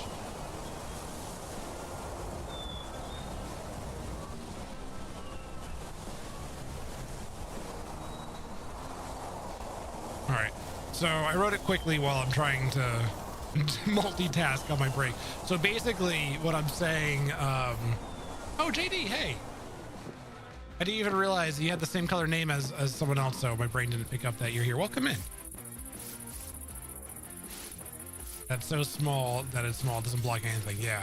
So yeah, between different Minecraft versions, even though if you're on the same seed and the same terrain, stuff will be unaffected, but there are some things that do change. Like the generation of dungeon monster spawners, where they are in the world, will be in different places. And I found that out when I was doing an SMP. We called it a shared experience SMP, where people will play on the same seed, but they play it in a single player world.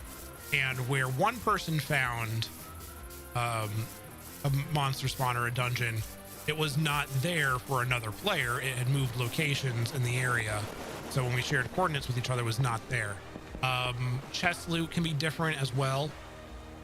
Now, you don't typically notice that sort of thing because, well, it's not changing mid playthrough, but the flower map, that's based off of random number generator math, some programming stuff that goes on behind the scenes. That will determine how the flowers spawn and that sort of thing. And when that math changes between versions, it updates the flower pattern. So it's probably not considered a bug because of that. No, yeah, loot chest generates on player opening, but the contents of that loot chest can change between versions. So what you find in a version on one seed in one version can be different from the same seed in a different version, even if the terrain generation is the same.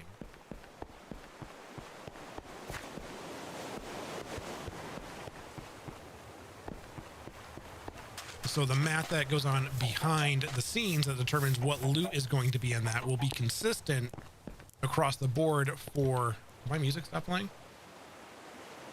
Oh, we got to the end of that playlist. How about that? I'll go back to the beginning. Will be consistent for that seed and version, but yeah, you can go into it and any player can open it anytime on that same seed and version, and the loot should be the same, but it can be different on even just a point release difference. Now the flower map is based off of, you know, math for random number generation, and that is not saved to the seed or saved to the chunk. So when the version changes, that math updates, and since it's not saved to the chunk, it impacts how... We have another pale oak forest over there. It impacts how the flower map is generated.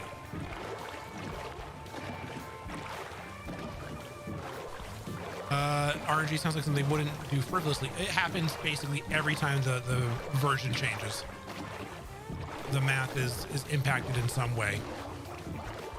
And that can be due to performance optimizations, how they do different calculations for things. So, yeah. And there are probably people here, or I don't know if there's anyone here that might be more versed in programming and how that could impact things and how unrelated changes would impact it. But there might be people that could better explain it than I can. It's not my forte. JD, I was actually watching I think you posted it today, your video, maybe it was yesterday. Recently you posted a video about AI dubbing. And I meant to comment on that. I started commenting and then I got distracted and never finished my comment. But it was an interesting watch about how YouTube is now allowing, that is a lush cave right there. Allowing content creators to upload videos. And then YouTube will use AI to dub those videos into other languages. And I was conflicted about how I feel about that. It's a use of AI that I like, but I also have critiques about it at the same time for the same reasons that I don't like AI for other purposes. Let's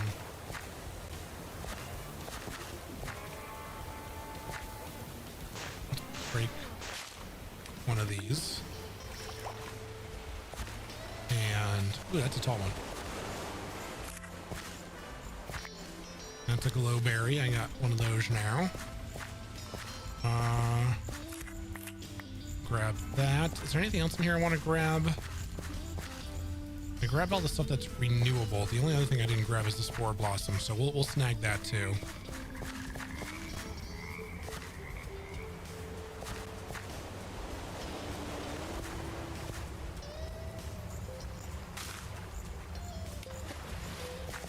There we go. I don't think there's anything else I want to grab from here. Let's get going. Is worth reporting a bug at least. Yeah, I mean, that's not bad. I'm not against that. Yeah, I did. I'm seeing how it changes things for a bit. What I don't like is that it lacks motion. Yeah, I haven't heard or listened to any of the other audio dubs. I mean, I don't know the language, so I wouldn't understand it in any other languages to even critique it or give it proper feedback on. But I do like that it makes things more accessible. It helps bring people together and connects people, and it does a thing that I think is good for AI to do. It's bridging gaps in communications, and it's improving. It's a genuine improvement of the experience for people, which I like.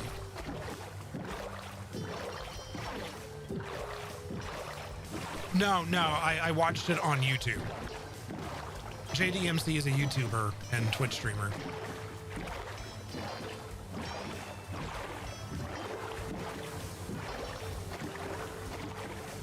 All right, let me sleep real quick. All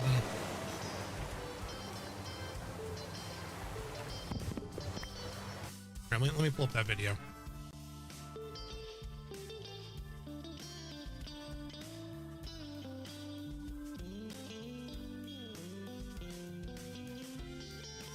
It wasn't on your main channel?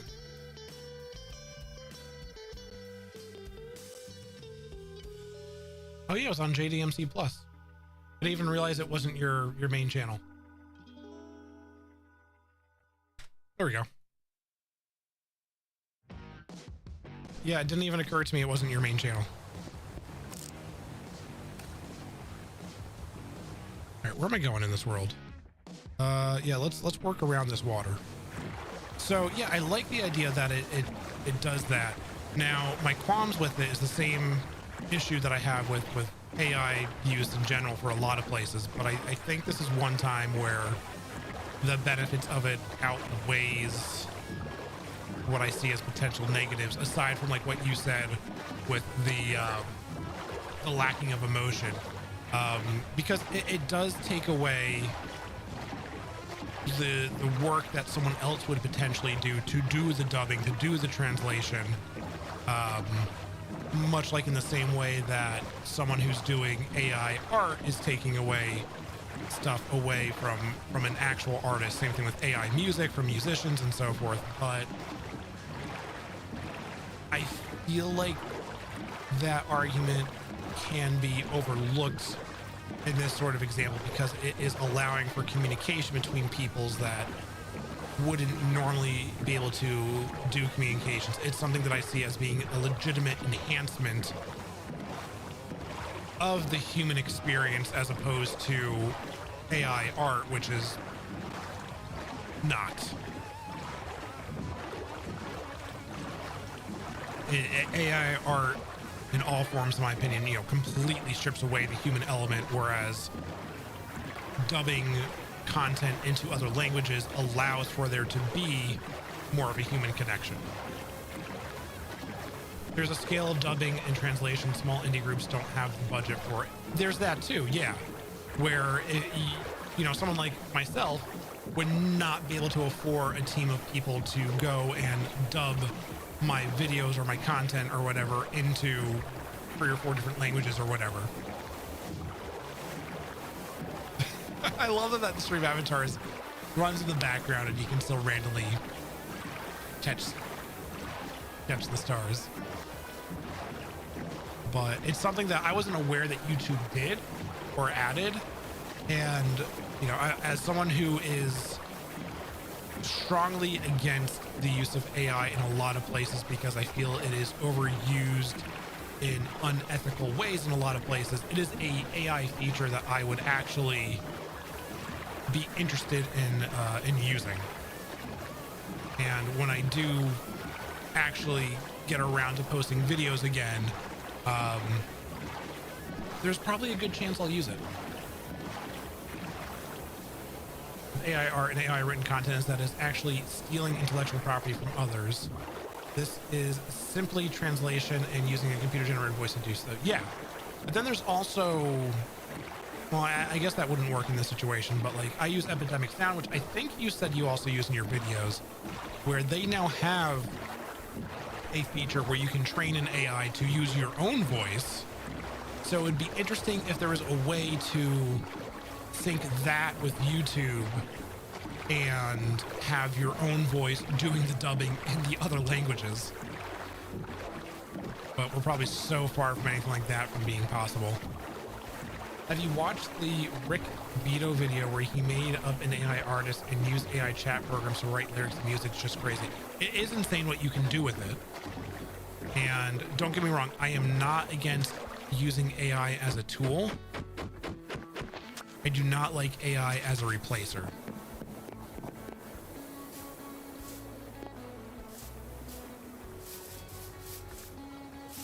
I do not, I wrote something the other day in a comment to people that shared some of my feelings on AI.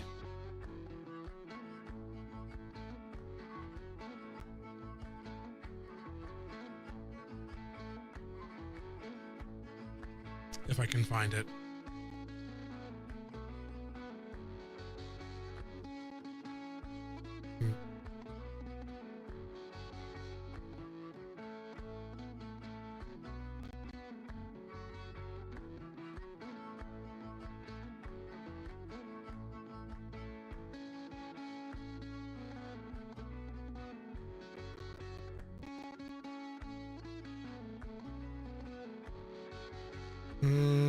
I don't know where it went. Oh, is it here? Oh, here?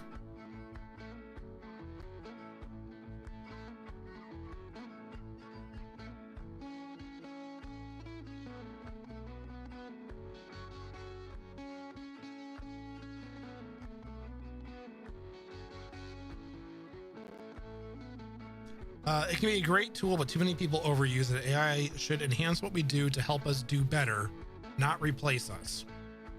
AI should help us live better lives and focus more on what inspires us, not become our competition in a job hunt, which is unfortunately happening as AI is starting to replace people that do certain and different jobs and will continue to do so. AI should help free us from financial burdens, not take away people's livelihoods. AI should make people better, not make people suffer. That's kind of how I feel about that. I don't want AI to deepfake my voice for a translation, even of my own content. Yeah, like I don't know if I would actually use the Epidemic Sound AI training. I don't see a reason to use it if it's just going to be doing it in whatever. It seems weird to me that using actual people will make it sound far better. Indeed, I don't trust the translation to be accurate and the voice doesn't sound natural. I'm most likely to only turn on the dubbing for tutorials anyways. Real translator is definitely better, but a lot of big studios that could hire those roles won't if there's a cheaper option that's good enough. Yeah, that's the thing that I don't like about it, Maximus. You really hit it there, is that if this technology becomes good enough, it will take jobs away from people. And I don't like that. I like it as being an introductory thing. Beginner amateur thing. I don't know what the word I want to use there. I like it as being like a low level thing that creators that can't afford a dub team could use for very rudimentary translations and dubbing. I think that's fine. But yeah, I would not want it to be like, the second it starts taking jobs away from people and hurting people's livelihood, I would no longer want to use it. It's like one of the reasons why I refuse to use Duolingo now. Yes, so much. Yes, excellent high level take. Capitalism. No, I don't really care for AI. It has its good points, but it feels lazy. It all depends on how someone uses it. I don't like people saying, look at this art I created, when it's something that they typed a prompt into an AI image generator. If you want to say, look at this image I generated, I can accept that. But when you say, look at this art I created, and it's from an AI image generator that you prompted, I struggle to accept that as art. Actually, I don't struggle to accept that as art. I reject it. Hey, Fry. It isn't being used to enhance, it's being used to replace. Exactly. That's what I don't like. I don't like it replacing people. It should not do that unless it's replacing like jobs that, or tasks, I'll say, not jobs, but unless it's replacing things that frees up people to do what they want to do. You know? Like, if AI can be used to make it so we don't have to work jobs anymore and we can just live our lives the way that we want to, great. Replace everything in that sense. But if it's replacing things in the sense that it's preventing people from being able to have a job and make money because AI has replaced the things, then no, I don't want that.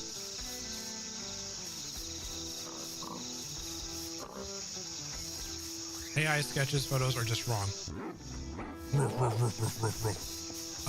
Yeah. Now, I don't mind if you're using AI for personal use. Like, I play D&D and I have generated my character image using AI, but I'm not going out there and selling it. I'm not telling people, oh, I made this thing or I commissioned this thing or whatever. Like, it's just something that me and my friends are getting to see. Now, if I was one of these professional YouTubers that does D&D on YouTube and does it as an art form and a performance and that sort of thing, and turns it into a business, 100% I would commission an artist. That is, you know, no question. Private personal use, I think it's fine. Use AI to help me brainstorm ideas and give it, yeah, like, use it as a tool. Like, as a Minecrafter, I am not against using AI to come up with build ideas. You still then have to take that idea and translate it into Minecraft. It'll give you inspiration, like that I'm fine with. As an artist, sure, use it to get inspiration and ideas, but don't take it and put it directly into your art. Recreate it, put your own spin, your own feel or whatever onto it, fine. People take ideas and inspiration from each other all the time. That's fine. But don't just blatantly rip it off and try and pass it off as your own when it's been created by a computer. I'm waiting for Gen AI program to blow up on itself. You have AI that doesn't really understand its own code, and then a programmer who doesn't really understand what the AI is writing, and it just gets messy. As much as I hated doing research papers in high school, college, I'm glad you learned how to do it. Yeah. Oh God, like, I'm not going to comment further on that because that's going to get me off onto a whole tangent that breaks my own chat rules. We're not going to get into that because that's going to get me into politics. But I don't need to go into that route. People who use AI to seriously write D&D stuff rather than just inspiration practice scenarios that really bother me. No comment. JD, I work in an industry where AI is a major issue. I work with university students around the world on their academic writing skills. When they start using AI to write for themselves, our own AI detects it and flags it. And then we tell them to write it themselves. You will fail and possibly be kicked out. Yeah. Yes.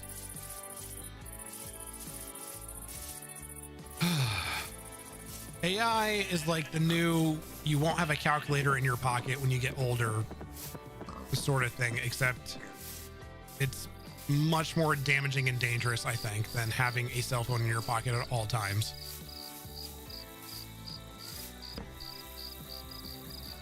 I would hate to have to go to school these days and be like, here's a time lapse of my screen as I researched and compiled my paper, then get a C+. Yeah.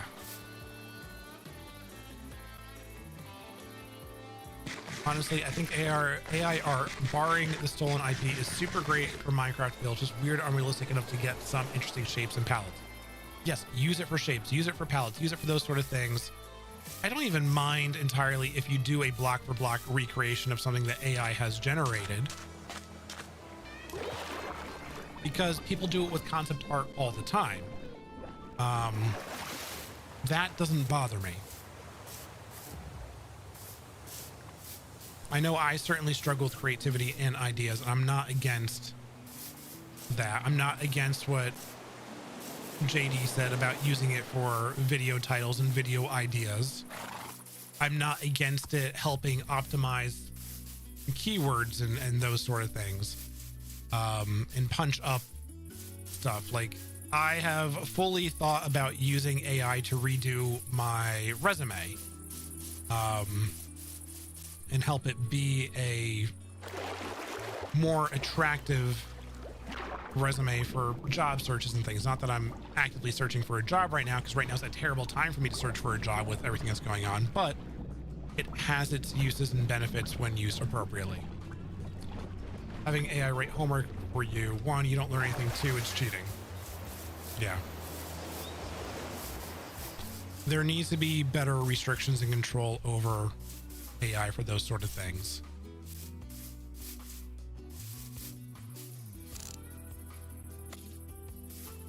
AI to write your resume because companies use AI to look through resumes. Yeah, that is true. Really having a hard time finding any swamps. That's purple. There's probably a portal over there. Yeah. One of the big problems right now with AI is that, in job searches, is that there's like so much happening with AI that people have set it up to essentially auto apply to jobs for them en masse, that the dead internet theory is very much applying to the job market, where you're just having AI apply to jobs to people and you don't know what is a legitimate job application and what is just a fake AI thing.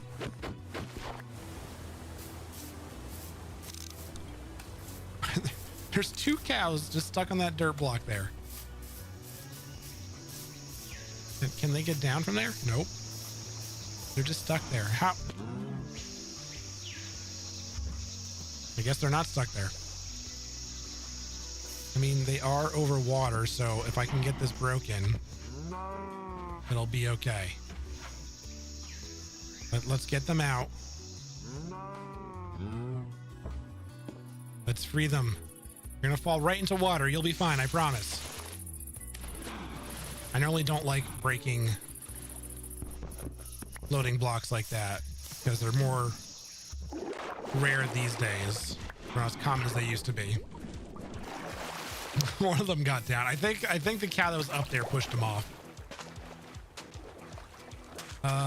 This got missed, I think, but if it's pushing into a topic that will push BTT into breaking chat rules, feel free to skip. What was...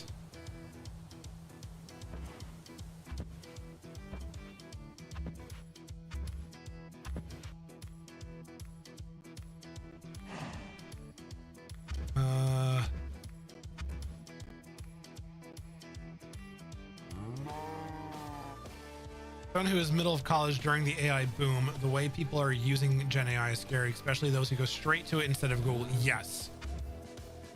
Looking through lectures and slides, I have a word for word answers, like they can't sort through a couple of articles. Yes. Yeah, there's a lot going on. We hit on a hot topic in here with AI, and chat has gotten much more lively than it typically is. So I'm struggling to keep up a little bit here. So apologies if I do miss anything. You basically need AI to write your resume because, yes, we talked about that. It's terrible. I hate seeing ads for AI to write papers for you. I always comment on them and that this will get you kicked out of school. Don't do it. Yeah. I took a job, this thing's, and it's like, okay, there's however many hundred applications, but how many of those are actual candidates and not just someone who wrote a script? Yeah. Yep, that is a legitimate problem that's happening right now. And it's wasting the time of so many recruiters.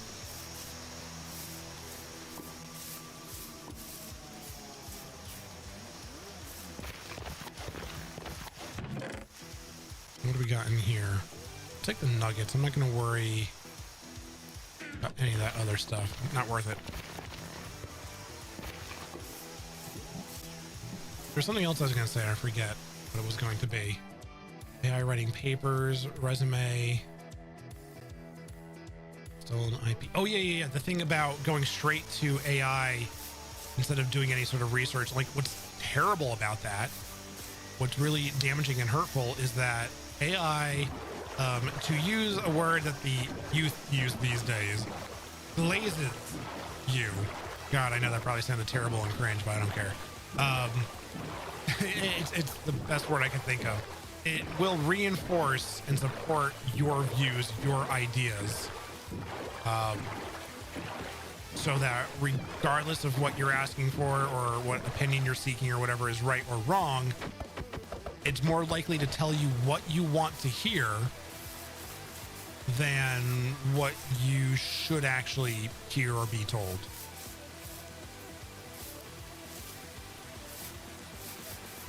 And people are so accustomed to getting information from the internet and doing research on the internet that they don't stop to think about how AI could be telling them something wrong.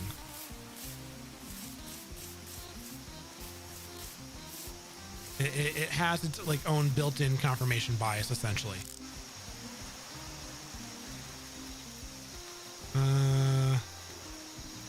Those are all acacia trees. Hate writing resumes. I haven't updated mine in a while since all my work right now is self-employed and contract work. Doing for 6 years. It's been that long since I've done any interviews. But then are companies sorting through that properly? No, companies are using AI to sort through it. Am I going to get into the pool for not applying in the first couple of seconds of it? Probably. You'll probably struggle with that. Is not using AI to optimize keywords going to get you kicked out? Probably. Why am I? It's a terrible therapist. Yes. Or people using AI for therapy. Yep. Yeah, it's not going to make your application stand out, from my understanding at least. Not that I've been in a position to verify how these sort of things work in several years, but yeah, basically AI is used to quickly search through resumes to find what they want to hear and what they're looking for. So if you're not optimized in the way that the AI is looking for, you're not going to stand out and you're more likely to get overlooked. Not that you have to use AI to do that, but you have to make sure that you're hitting the right keywords that they're looking for actually their friends. Yeah. That is a dangerous thing because I can very much see the appeal of that.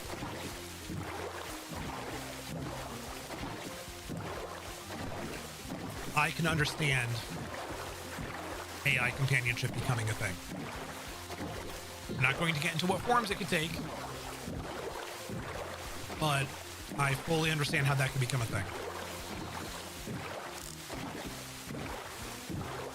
There is a loneliness epidemic going on. And yeah, AI could be a way for people to deal with it. Right or wrong. I think we have a mushroom island up ahead.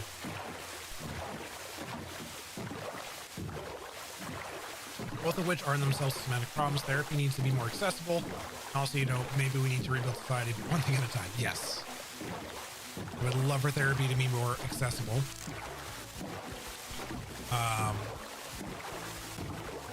Fortunately, I see therapy as getting less and less accessible over time as more and more people are moving towards wanting to use it.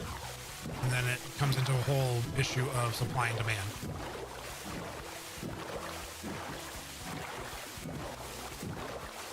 Which is kind of what's happened with the whole medical system in this country. This country being America, if you're American.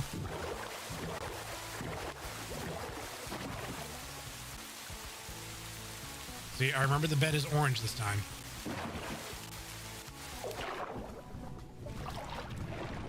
Like we were talking about ADHD earlier. I cannot get the medication I need for ADHD because my insurance company does not want to approve it. They don't want to cover it because they don't think I actually need it, because I am an adult who has lived the first 4 decades of their life without needing a remedy. And it's not that I didn't need a remedy, it's that I didn't know I had a condition and found ways to cope and work with it, and now it's grown to a state where those methods no longer work, but the insurance company is not convinced. So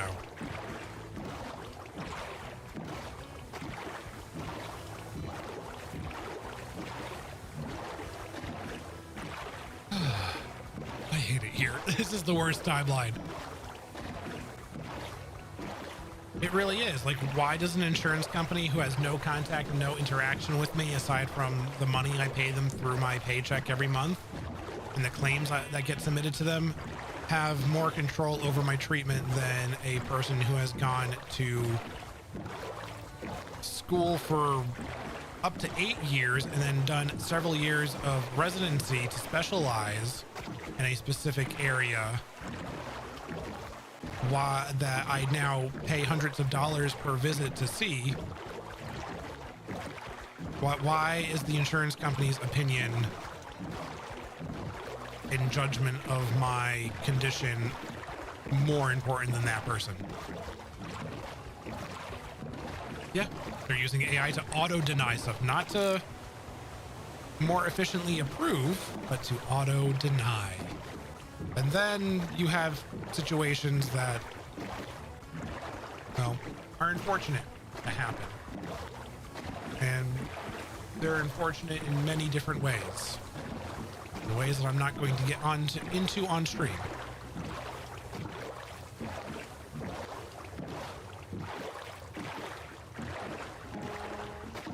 But, yeah.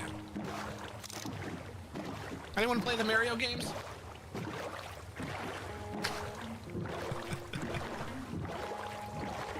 I haven't played a Mario game in a very long time.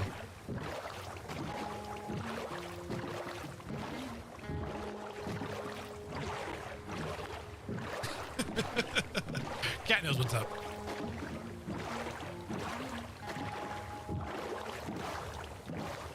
Still no swamp. That's unfortunate. Yes, topic change. Yes. Yes, yes. It wasn't even Mario. I played the party animal versions of Mario Kart. Oh man, I love Mario Kart on the Nintendo 64.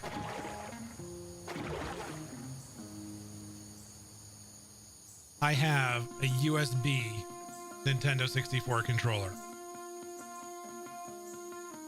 Boop, right there. So I can play Nintendo 64 games emulated on my PC. Nintendo 64 games that I own. I own and I have paid for these games. So it was legal for me to emulate them.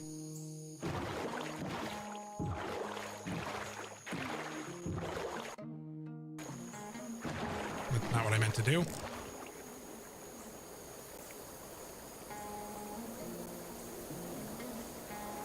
Yeah, I'm not seeing anything. Hill Oak and Mushroom Islands before a normal mangrove swamp is crazy. Mushroom Islands are not nearly as rare as they used to be. They are a lot more common than they used to be. I don't know what version of Minecraft did it, but a lot of biomes that used to be rare or hard to find are so much more common now. Like jungle biomes used to be a lot less common. Mesas used to be harder to find. Mushroom biomes. Woodland mansions used to be super difficult to find. You had to go out like 20,000 blocks. All of them are much more common than they used to be. And I think in some instances it's okay. Like, I think having woodland mansions be more common is appropriate. Villages used to be rare. We were talking about this last time. I think I would prefer villages to be at least 50% more rare, or have them generate 50% less, or half as much as they do currently.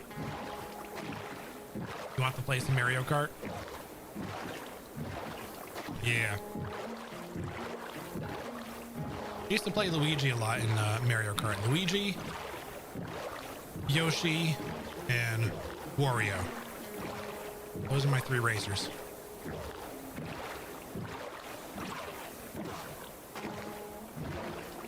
Villages are too common. They really are. Like this seed that I started on, where well, we were so far. I think I'm going to start turning around and go back. I spawned in like right over here. I'm like, okay, I'm going to go inland and look for materials to build a bed. And then there's a village right there. I go into that village and I get, 3 pieces of, iron armor. I get the helmet, the chest piece, and the pants. Then I went somewhere else. I think it was one of these villages, or probably not that one, because that one's not generatable. It was probably one of these villages over here. And I got the boots. I haven't mined any of the iron tools that I had. Like all the iron I'm using, none of this has been, you know, smelted and mined, except for the shield. I always played Toad, but that was the first Mario Kart game. No idea how well Toad would work in newer games. Toad was annoying to race against in Mario Kart 64. I didn't like the Super Mario Kart on the NES, the Super NES. I was not a fan of it. But the Nintendo 64 one, I loved that. Having mushrooms in your 3.5-year-old forever world. You found pretty much every other biome though. Yeah, in a 3.5-year-old forever world, I would imagine they're a little bit more difficult to find. None of you have heard my rant about forever worlds, but like when someone hits 3.5 years, I believe you can actually safely call that a forever world. I know, JD, you've probably seen the trend of people saying, "Oh, I'm in my forever world. I'm in my forever world," but like, I don't know what your thoughts and opinions are, but 90% of the time I see someone say forever world, I'm like, this world's gonna last a couple of months and then they're never gonna make a video of it again. Or when someone calls, yeah, just like, I just don't like it. I don't like the notion of people calling their worlds forever worlds, unless there's someone like JD who have literally been in it for multiple years. This isn't a voice call with friends, yeah. I am very much against it because, like JD just said, they use the phrase for SEO because that's the hot term. That's the thing that's going to get people to see their videos and what they're going to search for. But so many people use it in a way that it's just strictly for the views. It's just strictly to get the clicks. And it's not true about their world. If someone legitimately had like JD or like Mog Swap, I'd be comfortable with them saying that their flat world is a forever world. Stuff like that. Yeah, SEO stands for search engine optimization. Terms that are more likely to get you to show up when someone does a search. So like you'll see people use a lot of the same words in Minecraft. Like someone be like, I have the perfect start in Minecraft hardcore, or the best start in, like you'll see those terms come up a lot because for a while, those were the best terms to use to rank up high in YouTube searches.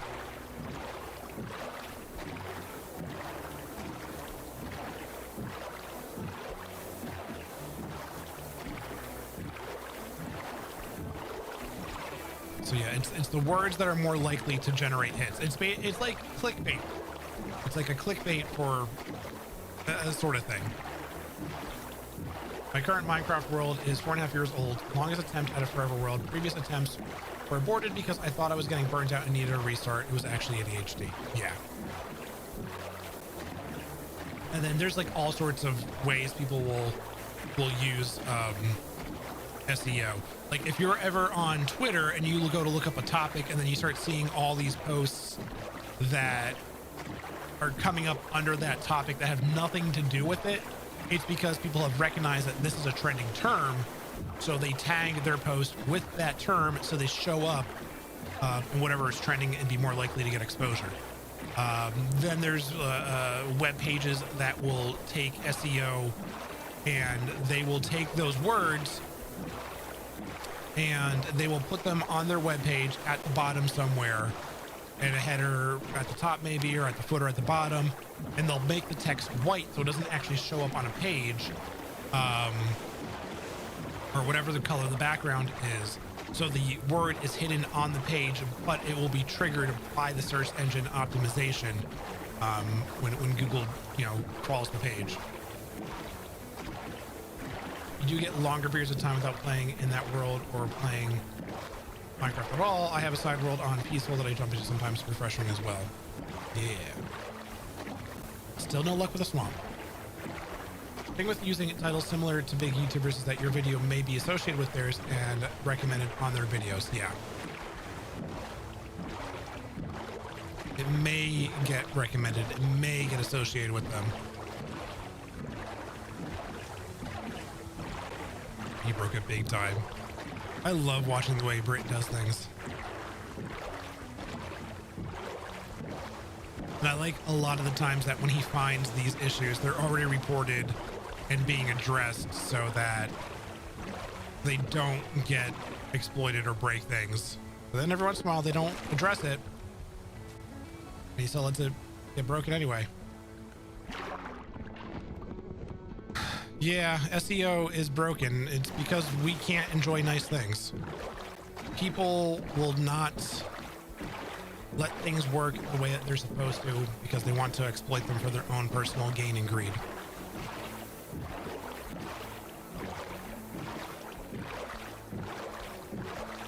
Hey, a pillager outpost. Still no swamp.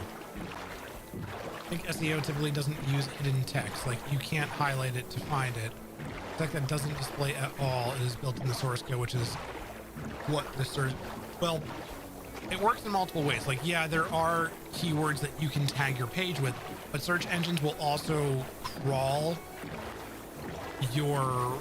web pages to build up like, what that page is about, get an idea about. So when they crawl the page, they can see all text, whether it's hidden or not. So there are people that will use that hidden text for the crawl to be able to categorize and index that page in ways beyond the SEO. There's multiple ways that SEO can be triggered and be used. The most common is, or at least was, having the terms embedded in like the metadata for the page. But yeah.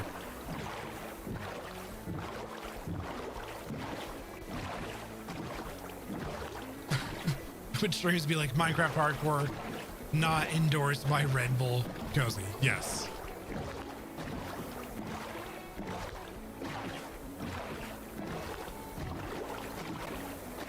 I used to do web design, and maybe the hidden text thing doesn't exist as much anymore, but it was something that people used to use. Maybe it's an exploit that people have since found ways to ignore. It 100% used to be a thing. I think the hidden text isn't as common now, but it used to be. Yeah. Now the keywords are in metadata. Oh, the keywords were always in metadata. They were always there.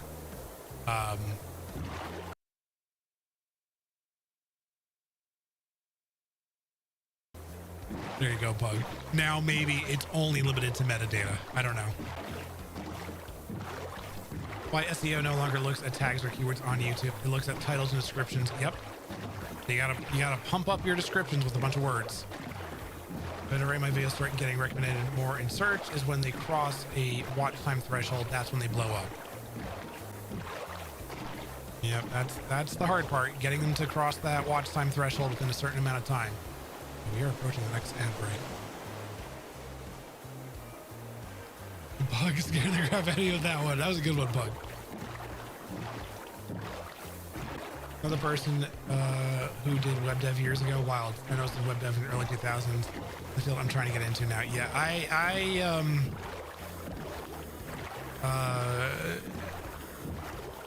very amateur web development when I was in high school.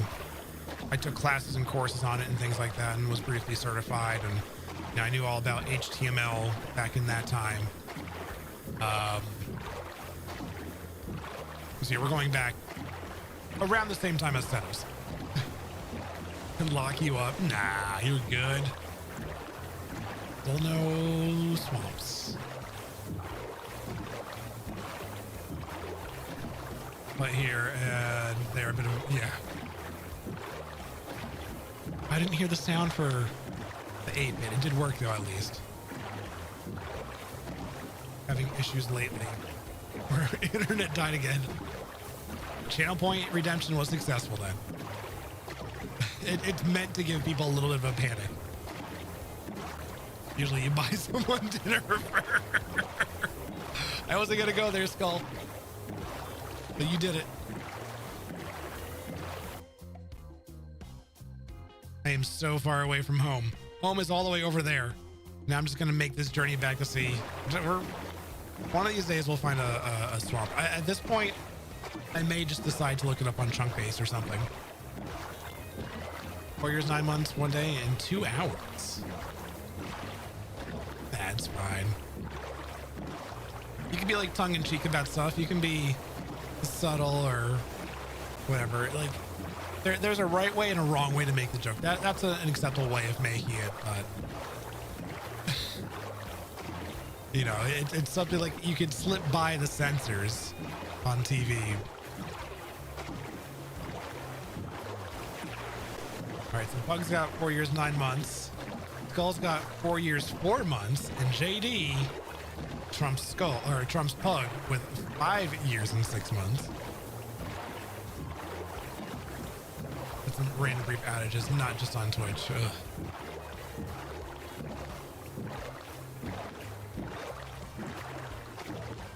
Five years, 10 months. Ooh. We're gonna come in 4 years, 6 months. I'm pretty sure there's 2 people here that can beat all y'all. 5 days and 1 hour. Nice. I'm pretty sure there's 2 people that can beat all y'all that's hanging out in here.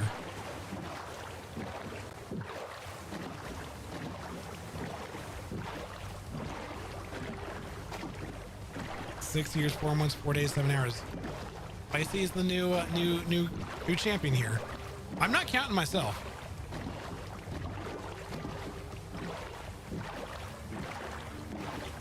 Cat's one of them.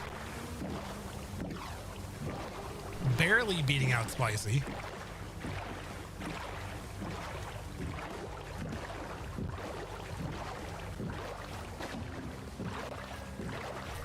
And a lot of that while working your old market research job you absolutely hated, your escape during work. Yeah, a lot of time on Friday nights, I think.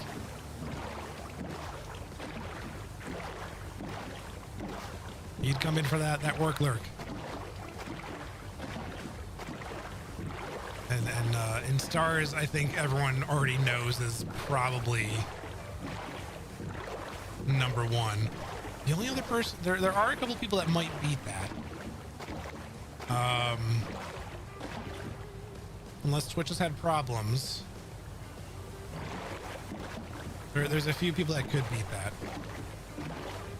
6 years, 3 months. Oh, Cat is before stars. Wait, Spicy's before stars too? Oh man, I thought stars was the longest, unless there was like a Twitch issue in the beginning or something. Okay. There's a couple other people, some of the Insist members, the OG crew will probably outrank.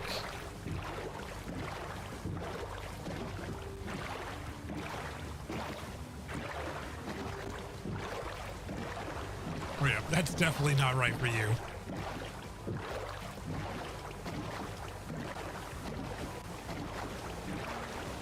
I don't know how to merge stuff on Stream Elements.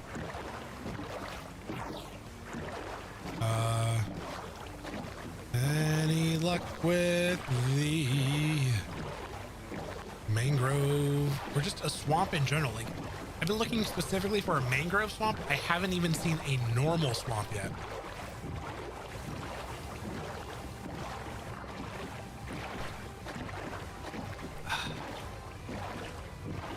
For anyone that's curious, I've switched to drinking the Four Roses now. Much harsher than the rabbit hole.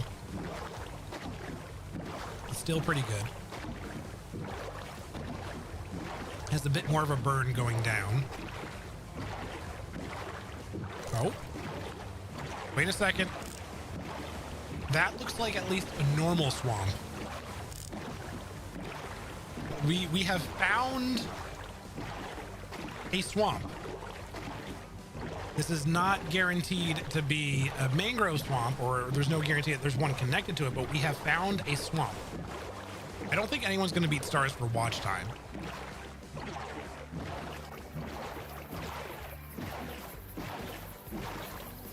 I was debating wrapping up streams for hitting the 4th hour here, just normally where I call it. But we just found our swamp, and I want that mangrove wood. I think we may have to explore this swamp and see. Like I said, there's that weird sort of land structure that I tend to find swamps by, like just that random like pillar that just pops out. So maybe this is where, yeah, stars actually somehow has more watch time than me. So look, watch time, stars has what we said, 2 months, 15 days, 20 hours.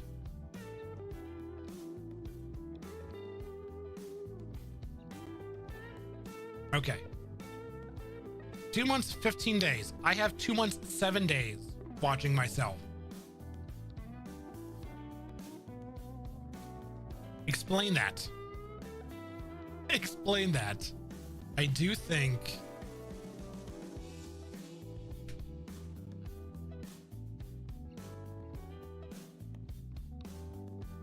I don't know. I don't know how that happened.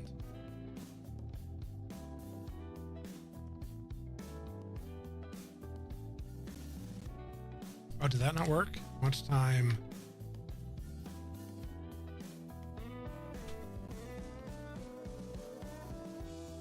Oh no, not watch time. I wanted did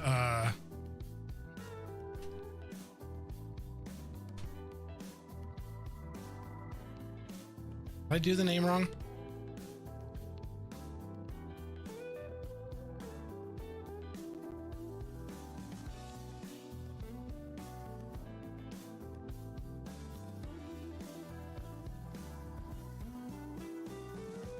Oh, 2 X's. 6 years, 7 months. I think that is around the longest follow age. The only other person that might top it .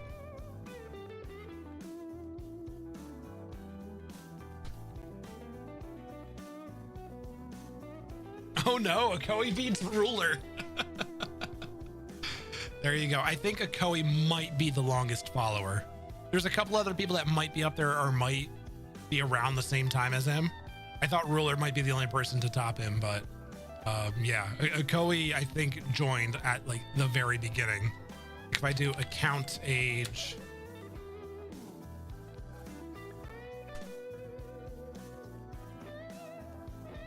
oh, I spelled my own name wrong. What do I get for typing too quick?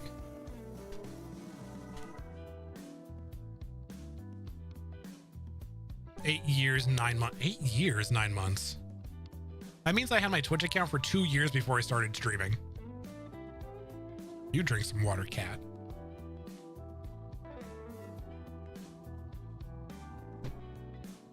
And then I got to balance out the water. Okay. I have hit snooze a couple of times on our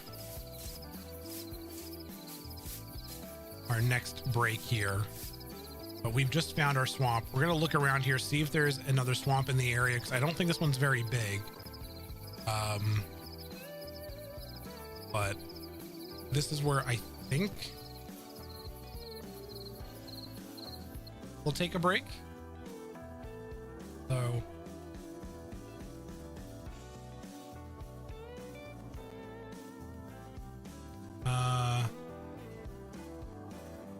okay. Yeah, I think we'll take a break here. I'm gonna go mainly start off the ad. So go do what you need to do. Take care of yourself. Drink snacks, bathrooms, whatever, all that good stuff. And then we'll go for, I think, just one more hour after this. We'll finish out this next hour, wrap up at what will be midnight-ish mine time, and see if we can find a swamp in this area, because we got a swamp here, so we want that mangrove wood. We'll see what happens. But yeah, go take care of yourself. I'll see you in a couple of minutes.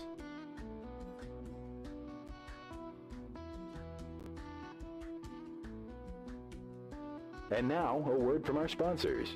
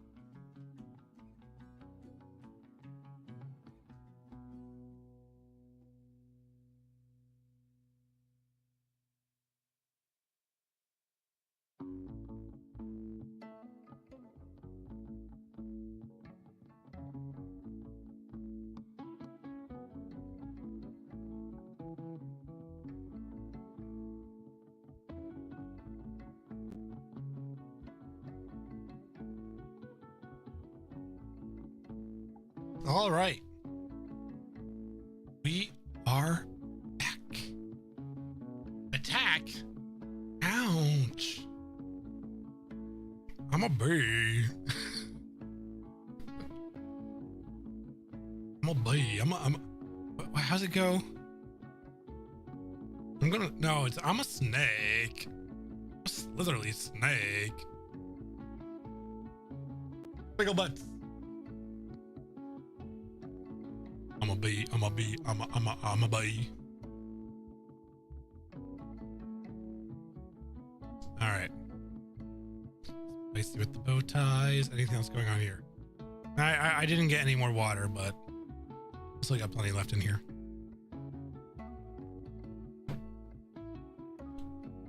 Anything else going on? Bees nuts. Got him. All right. Shaders off. Gooey on. Sun is setting. Bed is placed. Snack is happening. You have been summoned. Enjoy the lurk. Stars are in the sky. I can sleep.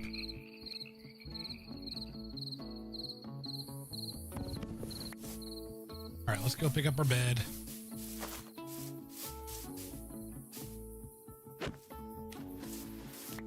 Not our bed, our boat.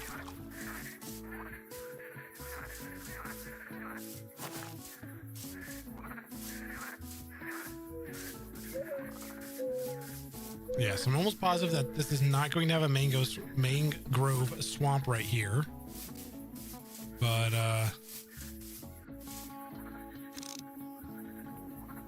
it gives hope. That looks like swamp coloring. So we're going to keep going that way. I'm not seeing anything that appears to be mangrove. We have swamp coloring over there too. I don't know what it looks like on this map if we happen to hit a mangrove swamp. But let's just keep pressing forward and see what happens.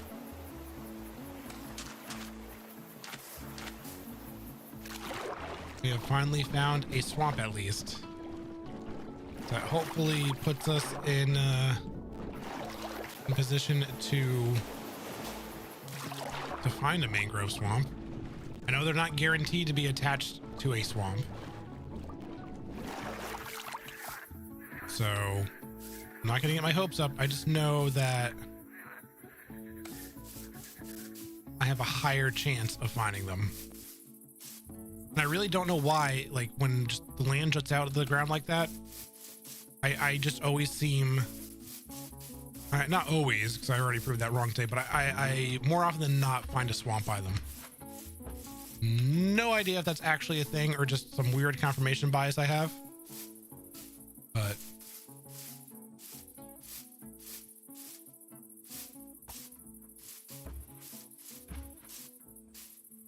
it looks spicy. It's Shadowfax. That one's not pure white. That one got some spots on it. Don't know if that one counts. So yeah, we're gonna keep, I think, going in this direction. Maybe also in that direction. It doesn't look like a mangrove swamp is in the area, but we'll see what happens. Watch I go this entire stream. I finally find a mangrove swamp at the end, and then I die. And that's the end of the hardcore world. Yeah, I'm not seeing any signs of mangrove, but maybe it's behind this landmass and it's just hiding. I don't have a saddle, at least not on me.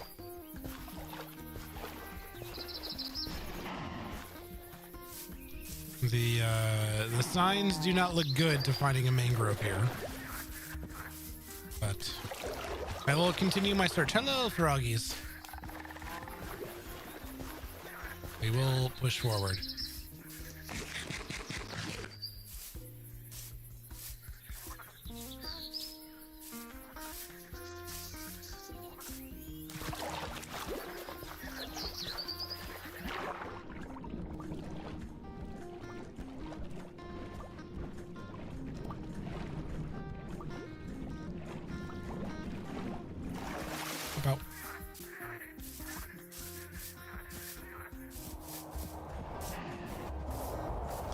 So the previous advice that we were given about finding swamps is that they're normally by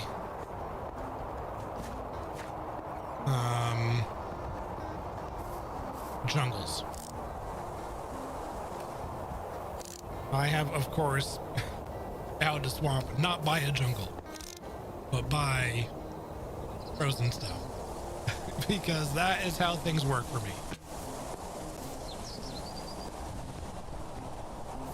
I don't follow whatever advice and common knowledge and accepted fact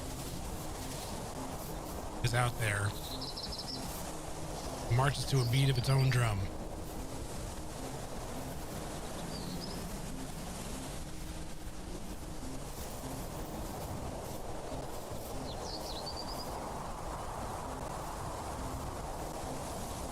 Yeah, I thought about streaming the... Excuse me. I thought about streaming the Lord of the Rings game tonight. The Return to Moria. I was thinking about Spicy, because I know Spicy's into Lord of the Rings stuff and was buying the game at one point. Like, no, Spicy comes by. It would be nice if I was playing this game to show it off to him. But, no, I decided to go with this game instead. I enjoy Return to Moria, but it does get a bit samey and repetitive to me. And the travel in that game is not nearly as enjoyable to me as it is in say, like this game.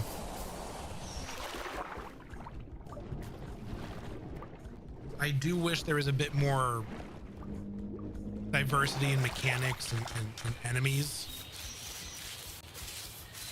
in that game, because every new area you go to ends up being the same enemy, but they've just been reskinned and given more health and more damage. They don't attack differently. They don't use different tactics or anything. I mean, there's a few new enemies here and there and such, but it's basically the same experience every point in the game, every progression threshold you cross is just restarting and doing the same things again. And we'll keep going this way. Yeah, it's probably not any mangrove stuff, but we're gonna keep going.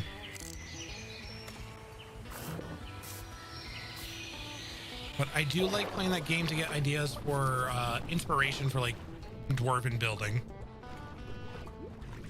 Maybe next week, well, I don't know. I'm not going to commit to any games on a variety night anymore, because the last few times I keep saying, oh yeah, I'm going to play Resident Evil and start making more progress and you know, try and finish that game, and then I don't. And I change my mind. Yeah, last time it was RimWorld. This time it's Minecraft, which is the game I'm not supposed to be playing on Fridays. But whew, here we are.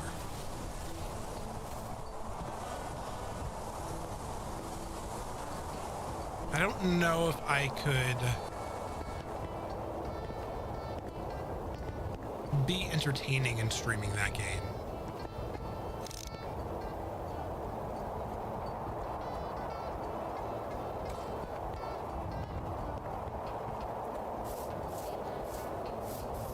I mean, I complained about that game being a little samey in parts with the combat and the enemy types. Or here I am, I'm just running around and repeatedly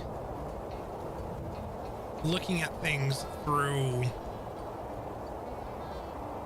the spyglass to spot a swamp for 5 hours. To be fair, I was looking for a pale oak at first. Well, it was a pale oak or a swamp, really, but Discord stream on a random night, maybe.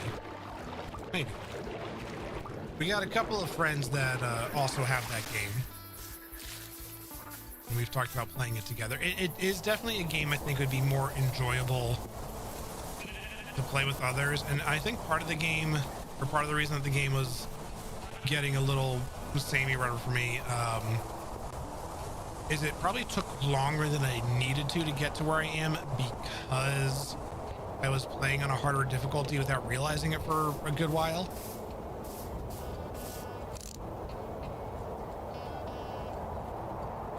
the game doesn't scale its difficulty.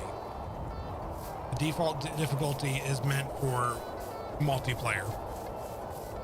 You actually have to turn down the difficulty in order to accommodate playing as a solo player, which, yeah, I think I put like 20 hours or so into the game before realizing that.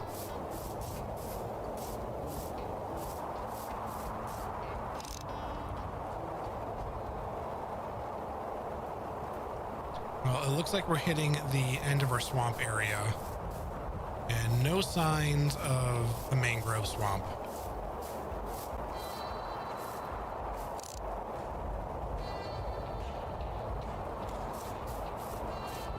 Hello, chickens. Are you the ones with the fancy hair?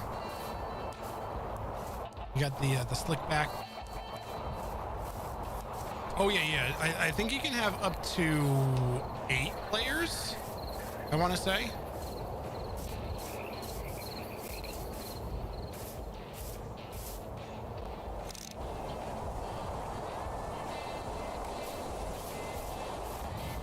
Yeah, it's a survival crafting game. But it's a nice game for me to sit down and play for like an hour or two. It's easy for me to jump in and out of. I want to play the game, but I don't get hyper focused on it where I constantly think of the game and constantly want to play the game like I do with, say, like a Stardew or a Terraria. It's very easy for me to drop it and do something else.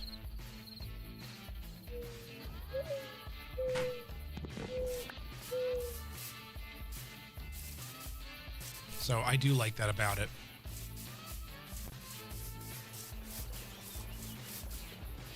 But I do feel like it's a very slow moving game. But that also may just be a fault of my play style.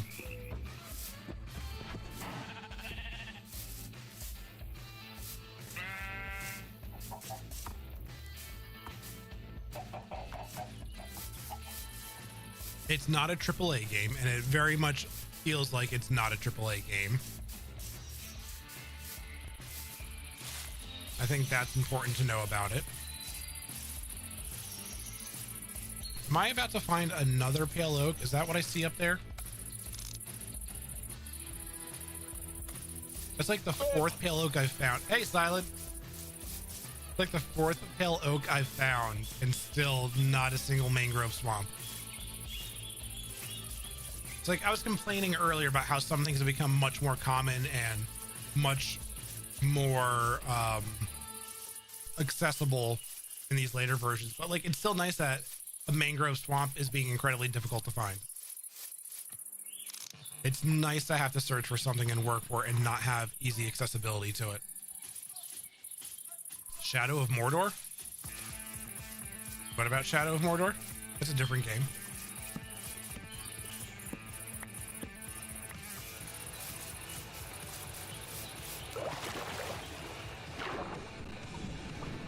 I haven't played Shadow of Mordor.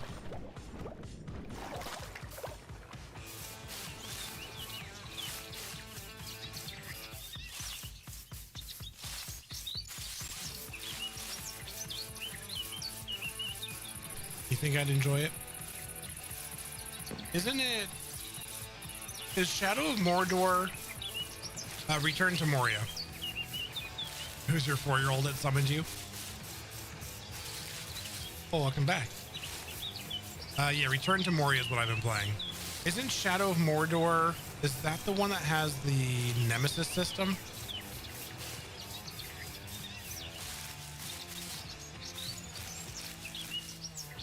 Gotta get through these trees. That's the one, yeah. I need to check out that game. I need to try it out.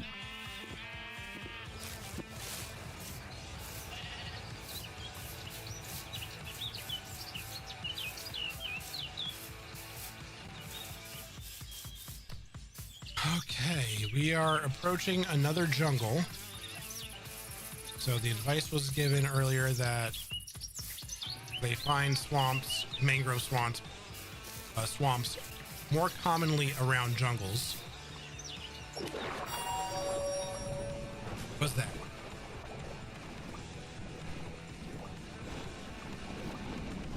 I'm too lazy to take the headphones off, so we're doing it this way.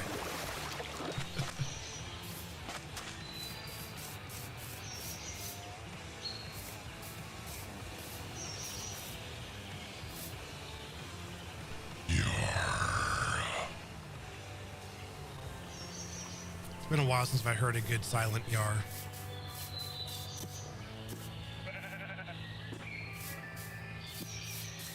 Amazing. Do you still play Sea of Thieves silent? We were talking earlier about some of us getting together and playing possibly tomorrow night.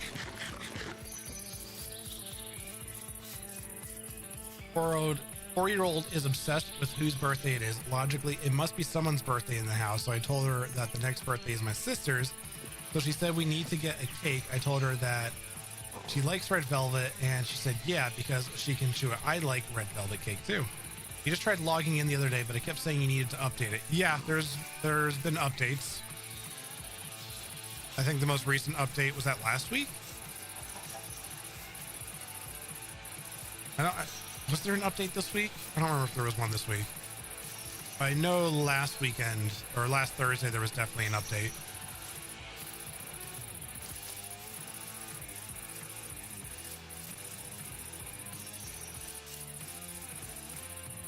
The Microsuck store.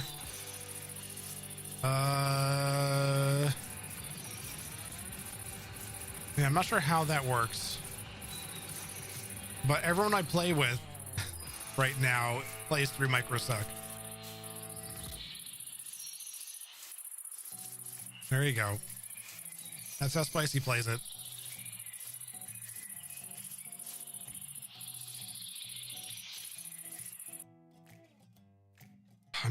I need to start going south. I need to follow the compass in my hotbar.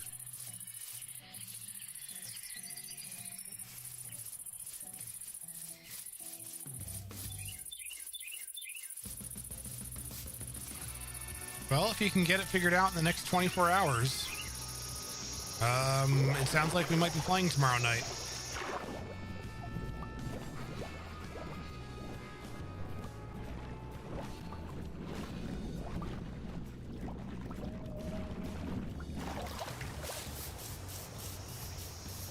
Consumed by final. I mean, that's what it does.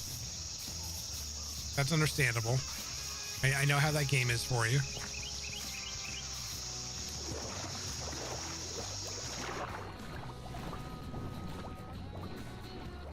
Yeah, I'm looking to probably get some Sea of Thieves action in this weekend. Whether or not with this crew or... Oh, this is a different one. Oh, yeah, you normally do 14. This is 16. Oh, okay.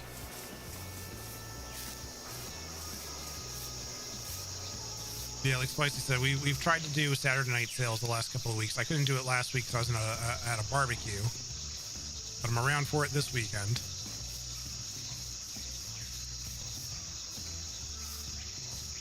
Last time it was myself, Spicy, GPS, and Dr. Forehead, formerly known as Malachi.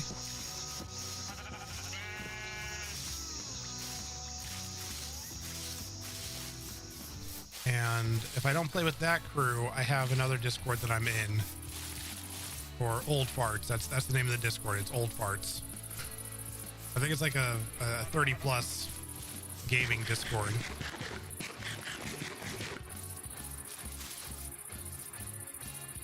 And there's guys in there that I play with sometimes.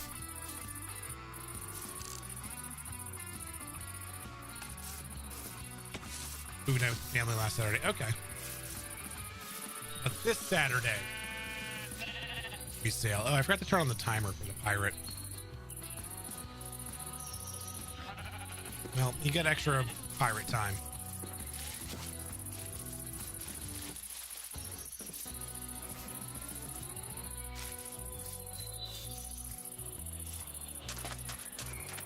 Never enough pirate time. Exactly. That's why you gotta play Sea of Thieves with us. And the next, I don't know if it's the next update, but an upcoming update looks real cool. I was watching someone stream Insider earlier today, which is now legal to talk about because there's no longer an NDA on it. They removed that. There are new forts coming to the game. Or not necessarily a new fort, but it's existing forts, but they are going to be events called Reaper Forts.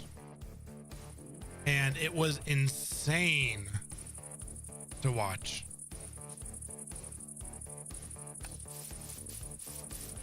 I have seen Crosswind. It looks like a pirate survival crafting game. I was watching some Sea of Thieves streamers play it. I tried getting an alpha key for it, but it did not work out. It does look pretty cool. I'm looking forward to that game. It looks like it's going to be everything that people wanted Skull and Bones to be.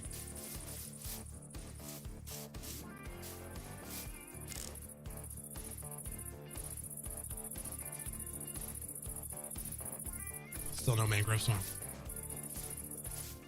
Yeah, I was watching Fuzzy play it with Rocket. Reminds me of a Valheim pirate game. Yeah, I can see that. Yeah, I don't watch Fuzzy too much anymore, Spicy. I tend to watch the younger gentleman that he plays with, Rocket. You're getting sleepy, going to head out. The cat continues to have zoomies, he may be back. Yeah, I probably won't be around that long. Good night. And hopefully the zoomies don't keep you up.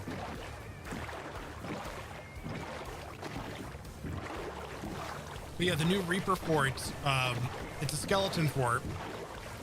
And then during the skeleton fort, you get, I guess, the obsidian skeletons that spawn. And then on top of that, there are also phantoms that spawn on them. So it's like a fight going on between you and the skeletons, and then the phantoms are also fighting the skeletons, but you got to fight the phantoms as well. And then there's traps on the island that you can trigger, and I'm assuming they can be triggered against you. A bunch of like flame traps, some of the traps that you've seen in the Tall Tales if you've played through all of them. And then on top of that, there were ghost ships circling the island and just firing wraith balls at the island at the entire time. It was really cool to watch. And it seemed like it was nuts to play. You want private servers for Sea of Thieves so bad? I don't ever see that happening though.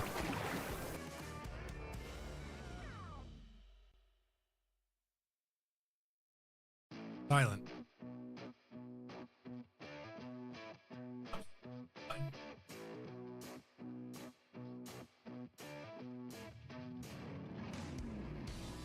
Private servers are.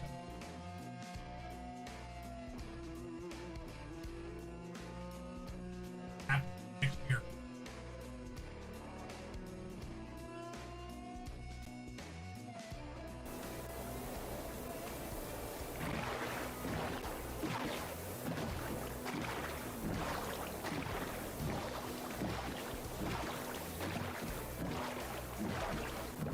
It's gonna be a thing.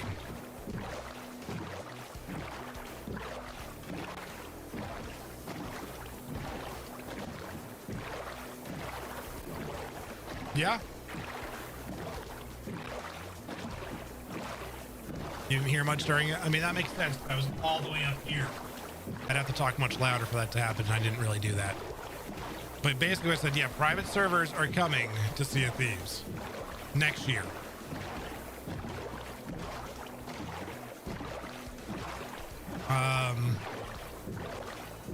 Yeah.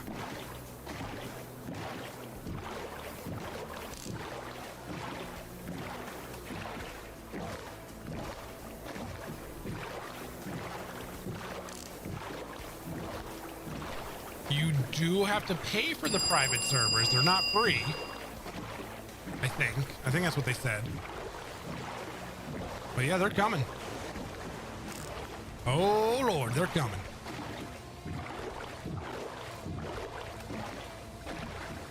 Just everyone on their own sloop.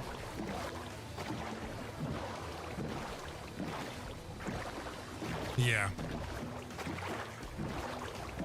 There are private servers that are subscription based, and then they also talked about fleet servers. And I don't know what the difference. I don't know if a private server and a fleet server are both subscription based, or if like one is like safer seas. So there's a lot more information that needs to come out about them, but yeah. This is an interesting wall over here. I don't know if it's as big as what I'm looking for, but so yeah, it's coming.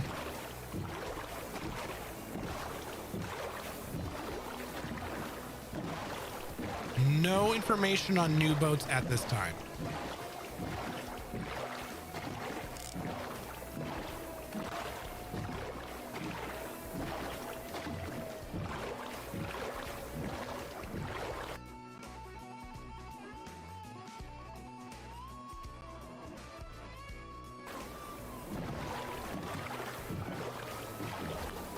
There is the Burning Blade that you can sail, which is a bigger boat, but that's a world event. Yeah.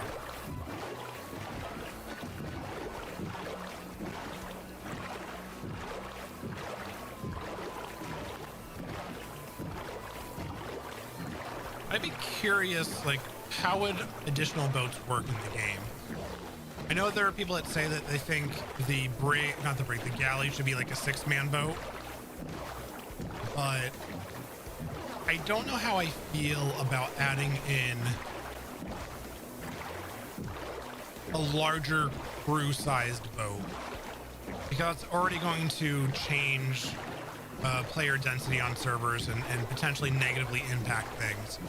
I think having a 1-man boat isn't a bad idea. I think having alternatives to boat sizes, so like you can have 2 or 3 different types of like a 2-man, a 3-man, a 4-man sized boat, might be a nice idea as well.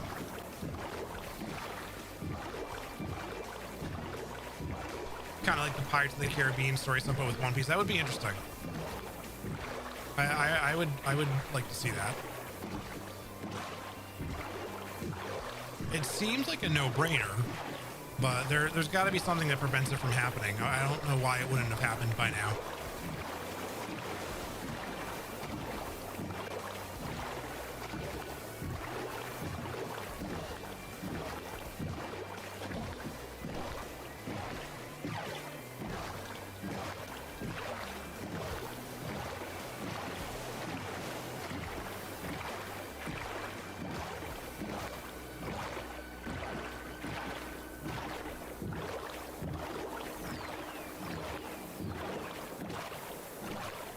No mangrove swamp. We got the pale oak at least, so that's something. We found another flower forest here. I think the rest of this trek back is going to be on foot until we hit the ocean that are little islands in again.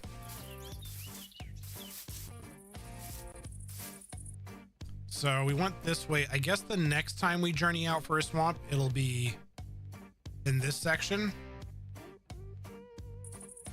to the northeast.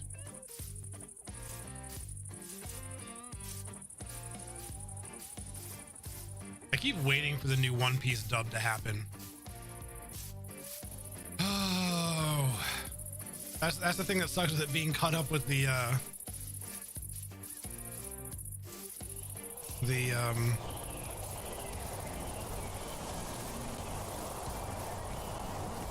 I guess just being caught up. I don't know what else to say. So, you know, naturally the Japanese audio is done first. That's the primary market. So the English dub always comes a bit later, and it's been significantly behind for a while. And earlier this year, it finally caught up. They were at the same episode numbers. So they have to do the Japanese dub first, then they go back and they record the English dub. So for the first time, the English dub is caught up, and we have to wait a long time for it to release. The Japanese episode's already out for quite a bit. It's been several months since we've gotten a new English dub episode. I know people out there are like, oh, subs are the way to go. The Japanese audio, like, okay, great, but my ADHD does not want to sit there and read an entire anime on TV. Like, no, my brain is not going to do that. I'm sorry. I'm sorry for all you purists out there, but that don't work for me. Yes, the Japanese cast sounds amazing. They do a phenomenal job. I can't sit there and read the entire episode, and I'm not going to learn Japanese to watch it.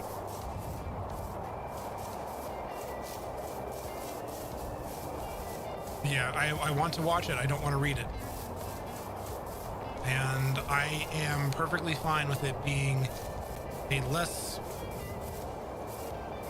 subpar experience or whatever, a worse experience. I don't know, whatever you want to call it. I am perfectly fine with that if I get to enjoy it by watching and listening and not reading. Because like when the cool stuff's going on and they're having conversations and there's fights and all that sort of stuff, and then there's a subtitle, like I'm going to be looking at that subtitle and miss whatever's going on with the art. I want to see and pay attention to the animation more so than the voice acting. Dubs on Lodge has gotten much better these days. Yeah, they have.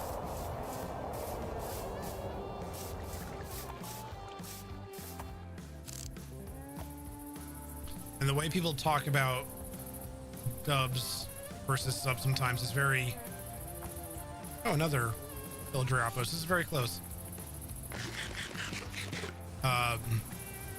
It's very kind of elitist and gatekeeping. The way people are about it, and I don't like that.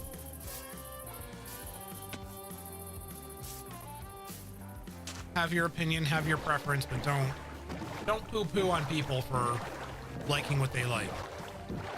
Don't yuck another's yum.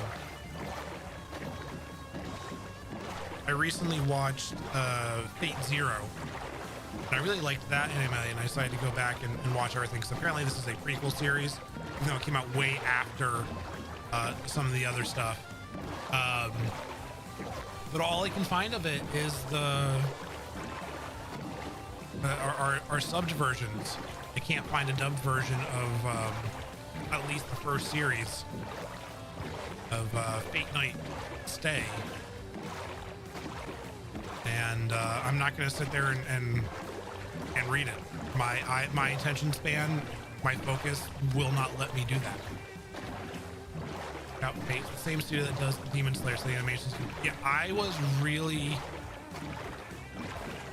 enjoying the fights, and what I liked about the fights and things in Fate is it's not like the long drawn out filler sort of fights that you get with things like, you know, Dragon Ball Z and One Piece, where a fight takes 20 episodes.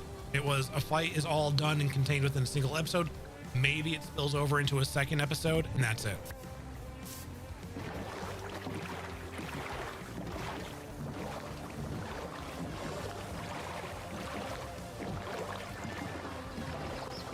Yeah. It might be dubbed out there somewhere, but I couldn't find it yet. Have I watched Solo Leveling? No.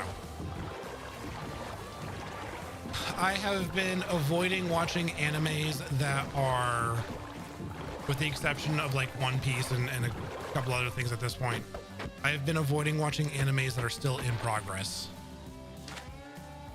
I've just decided that I don't have the patience to sit there and wait for seasons to come out.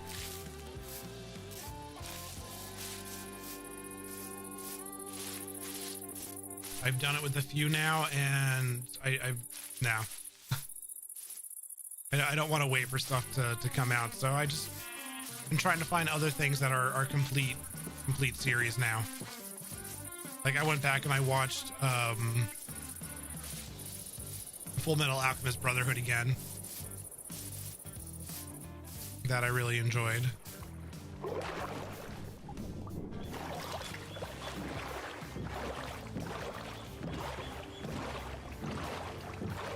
I'm looking for recommendations for completed animes though. I just started watching was the first anime I ever watched. It was so good. It was fantastic. Got back into watching anime last year. I watched a lot when you were in university, back when you could really only get was on VHS, or the early days of DVD. That is the top tier anime it is. Yeah, I've heard so much that's good about Solo Leveling, but I just, maybe when the catalog is longer, I'll watch it, but I don't really want to keep up with stuff that isn't out yet or isn't fully released or complete or whatever. Yeah, I've been watching lately. I picked up Dragon Ball Damia. That's what it's called. And that has been surprisingly good for Dragon Ball. So far, this series has corrected everything that's bothered me about the original Dragon Ball series. The fights are once again contained within a reasonable number of episodes. Animation is good. There hasn't been like filler nonsense. Yeah. It doesn't have the perviness of some of the earlier Dragon Ball stuff.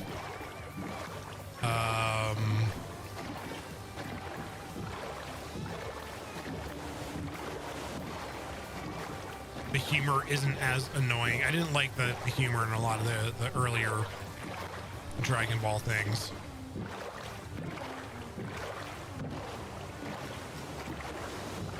Not for me. You would describe the original Dragon Ball Z. Yeah.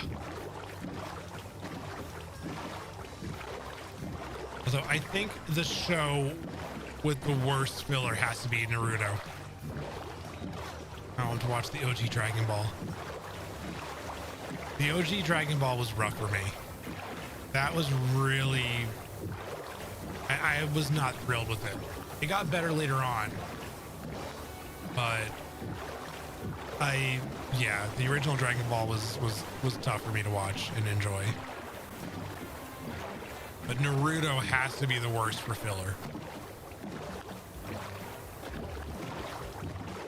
After watching Naruto, I started looking up when I watch an anime now. There's websites out there that will tell you filler episodes, what's worth watching, what's not worth watching, what to skip. So I started doing that now. And I started skipping all the filler arcs in One Piece.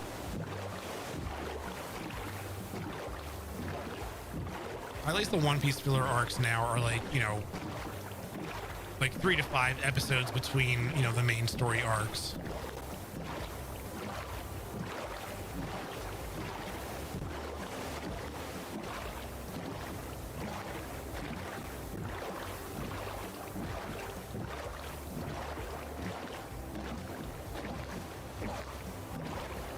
But One Piece does have one of the best filler arcs that I've ever seen, so you know it's got that going for it too. Of I don't remember what the arc is called, but you probably know what I'm talking about. Mostly watching things like Freean. That's on my watch list. Apothecary Diaries, the original Ranma. That Ram. I don't know. Mason, Ikaku, Slayers, and others. Yeah, the only one out of that I know for sure is Freean. That's on my eventually I'll get to watching it list, maybe.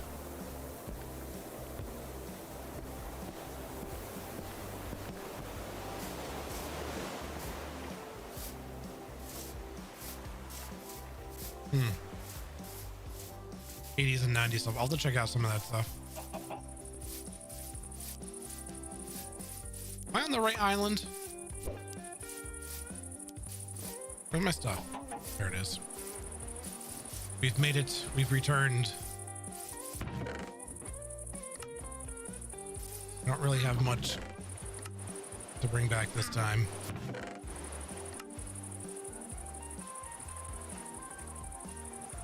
That was a less successful trip. Nodding off your desk. Have a great stream. Yeah, we're actually going to wrap up here. We got back. We did the things I wanted to do. Still no mangrove swamp. So we'll have to figure that out. But yeah, let's wrap up here. Slightly before the hour. But that's fine. We went longer than normal.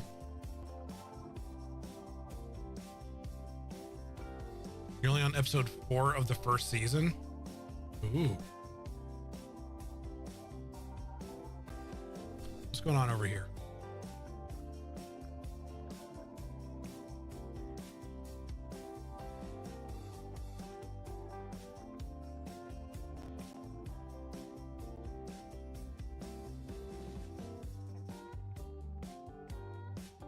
How are we feeling about Terraria tonight?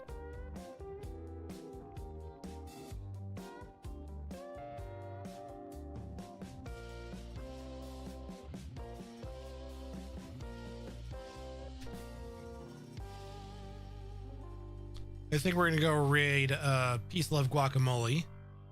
They're playing some Terraria. They're doing a relatively early part of their playthrough. They started a new one the last time that they streamed.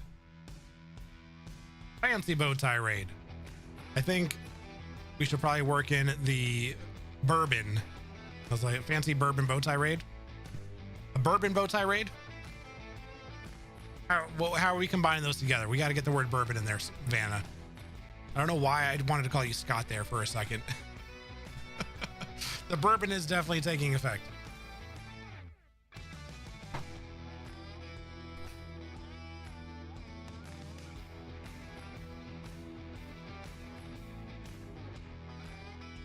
Fancy bow tie and bourbon raid. There we go.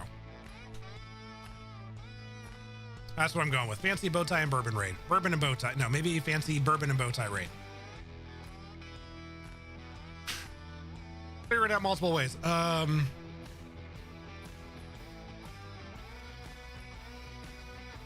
So much stuff.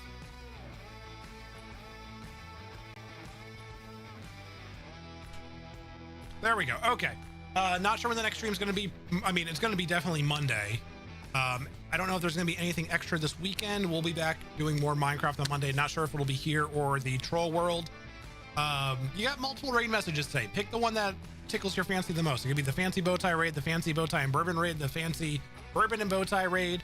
Whatever one does it for you, pick that one. We're going to go over to Peace Love Guacamole. I think we're already raiding, so bye.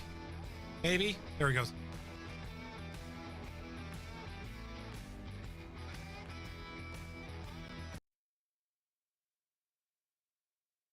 Hello. Fancy bow tie and the bourbon raid. Hello, friends. I was lurking in your stream for a long time before. How's it going, everybody? Can I get the screen to switch? Haha. Maybe I can, maybe I can't. Ooh. Hello, hello, friends. Welcome into Peace of Guacamole. How was the rest of your Minecrafting going? Death girl. Welcome in Catastrophe Black. Welcome in Vanna. Welcome in friends who are here on the lurk. Welcome in Raiders. Hi. Also, what do you think? Woo! I should choose the affirmators. Do you want an affirmator for raiding in? How's the goth girl surviving in Terraria? She has minimal death. She does not have enough to have a graveyard. But she does have a small collection that she's preparing for a graveyard. But it's working out. It's working out pretty well. Let me go to the pick a card, any card screen. Hang on. Here we go. Let me find you a card. Hello? Woo! I need to manifest as an astronaut. Astronite. Not an astronaut, it's an astronite, guys. It's midnight. Holy guacamole. Alright, let me get the deck out. And I'll be right with you. Let me give you a shout out as well. So here's a shout out. And let me grab them off the shelf. I got a big shelf of them. In the future, in case you want to know, you can do exclamation point cards. Yeah. And it will tell you all the different kinds of cards we have. Perpetrators.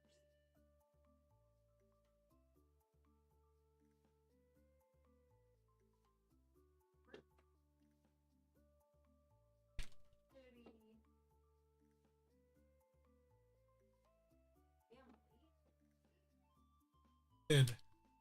Love. Where is the regular? Probably right next to my desk. Maybe it's right over here. I don't know. You might get a fancy one instead.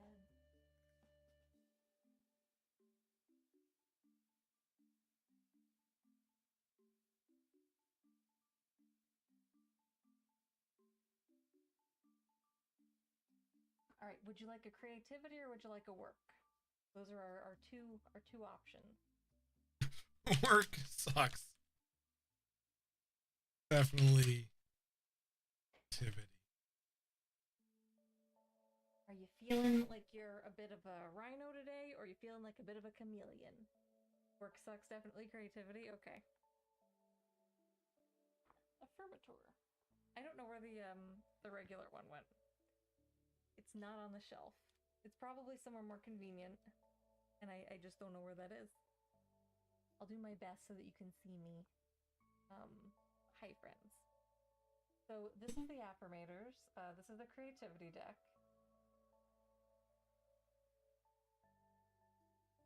And I will get it out of the box here. I'm not sure that I've even opened this one yet. So you're getting like a fresh card pull. Ooh. So I always take the bottom card before we start our shuffle. And the bottom card says, permission. I gave myself permission to live my best, biggest, dreamiest dream life. I deserve to make money doing what I love. I'm able to create without suffering. I can be one of those people who lives inside a Pinterest board. After all, it'd be a shame to make my best life just sit there unlived, waiting for me to show up. And someone's got to water those upcycled wine crates full of succulents. Not even kidding you. I'm on a succulent quest right now, and have been propagating with friends. So that's Post valid. my I'm gonna start shuffling. You tell me when to stop shuffling, not and then done you tell well. me where I can find your card. Yeah.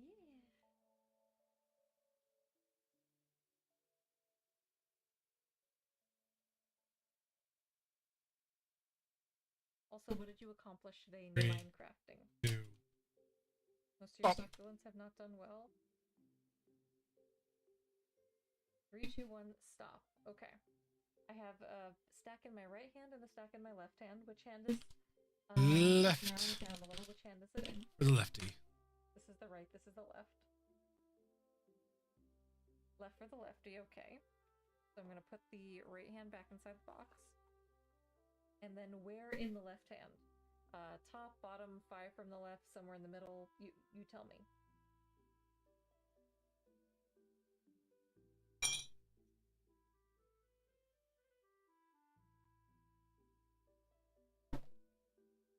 $17. As I dance to the dew. 17 from the top. Yes, where in this deck? 17 from the top. Alright, we got 1. We've got 2. We've got 3. We've got 4. We've got 5. 6.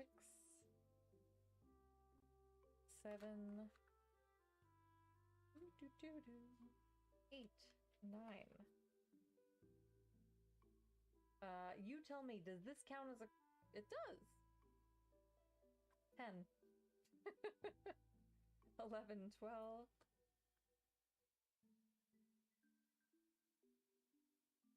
13, 14, 15,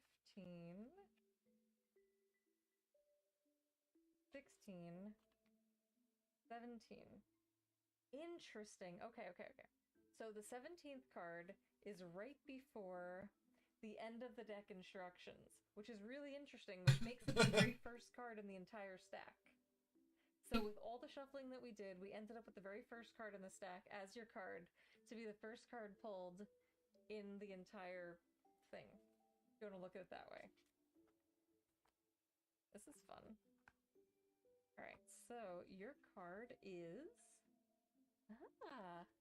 you got the card of abundance. Okay, so it says... I celebrate the abundance of this wild, rambling, decadent universe we live in. I see abundance everywhere and recognize that it's an amazing law of nature. And so there's no need to worry about my idea well. That my idea well will ever run dry. I can let ideas flow like the Gigantor waterfall, then dream up new ones as I sleep under trillions of twinkling diamonds. Can you believe all this decadence is free? There's your card. And it's got little rainbows dancing and jumping over a wishing well. So you know.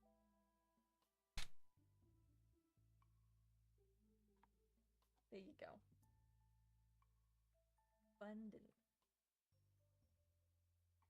Where do buns go to dance? At abundance. Alright, guys. Thank you for reading in. I'll get you updated on what's happening in this game. Let me go back into the ball. Bring up Terraria. Make it happen, please. It's not really the music for it, but sure. Alright. So yeah, here is our home. If it ever loads. There we go. Right now we have, the plant is actually growing inside of our weird big flower pot. And I am starting a garden under here. Garden.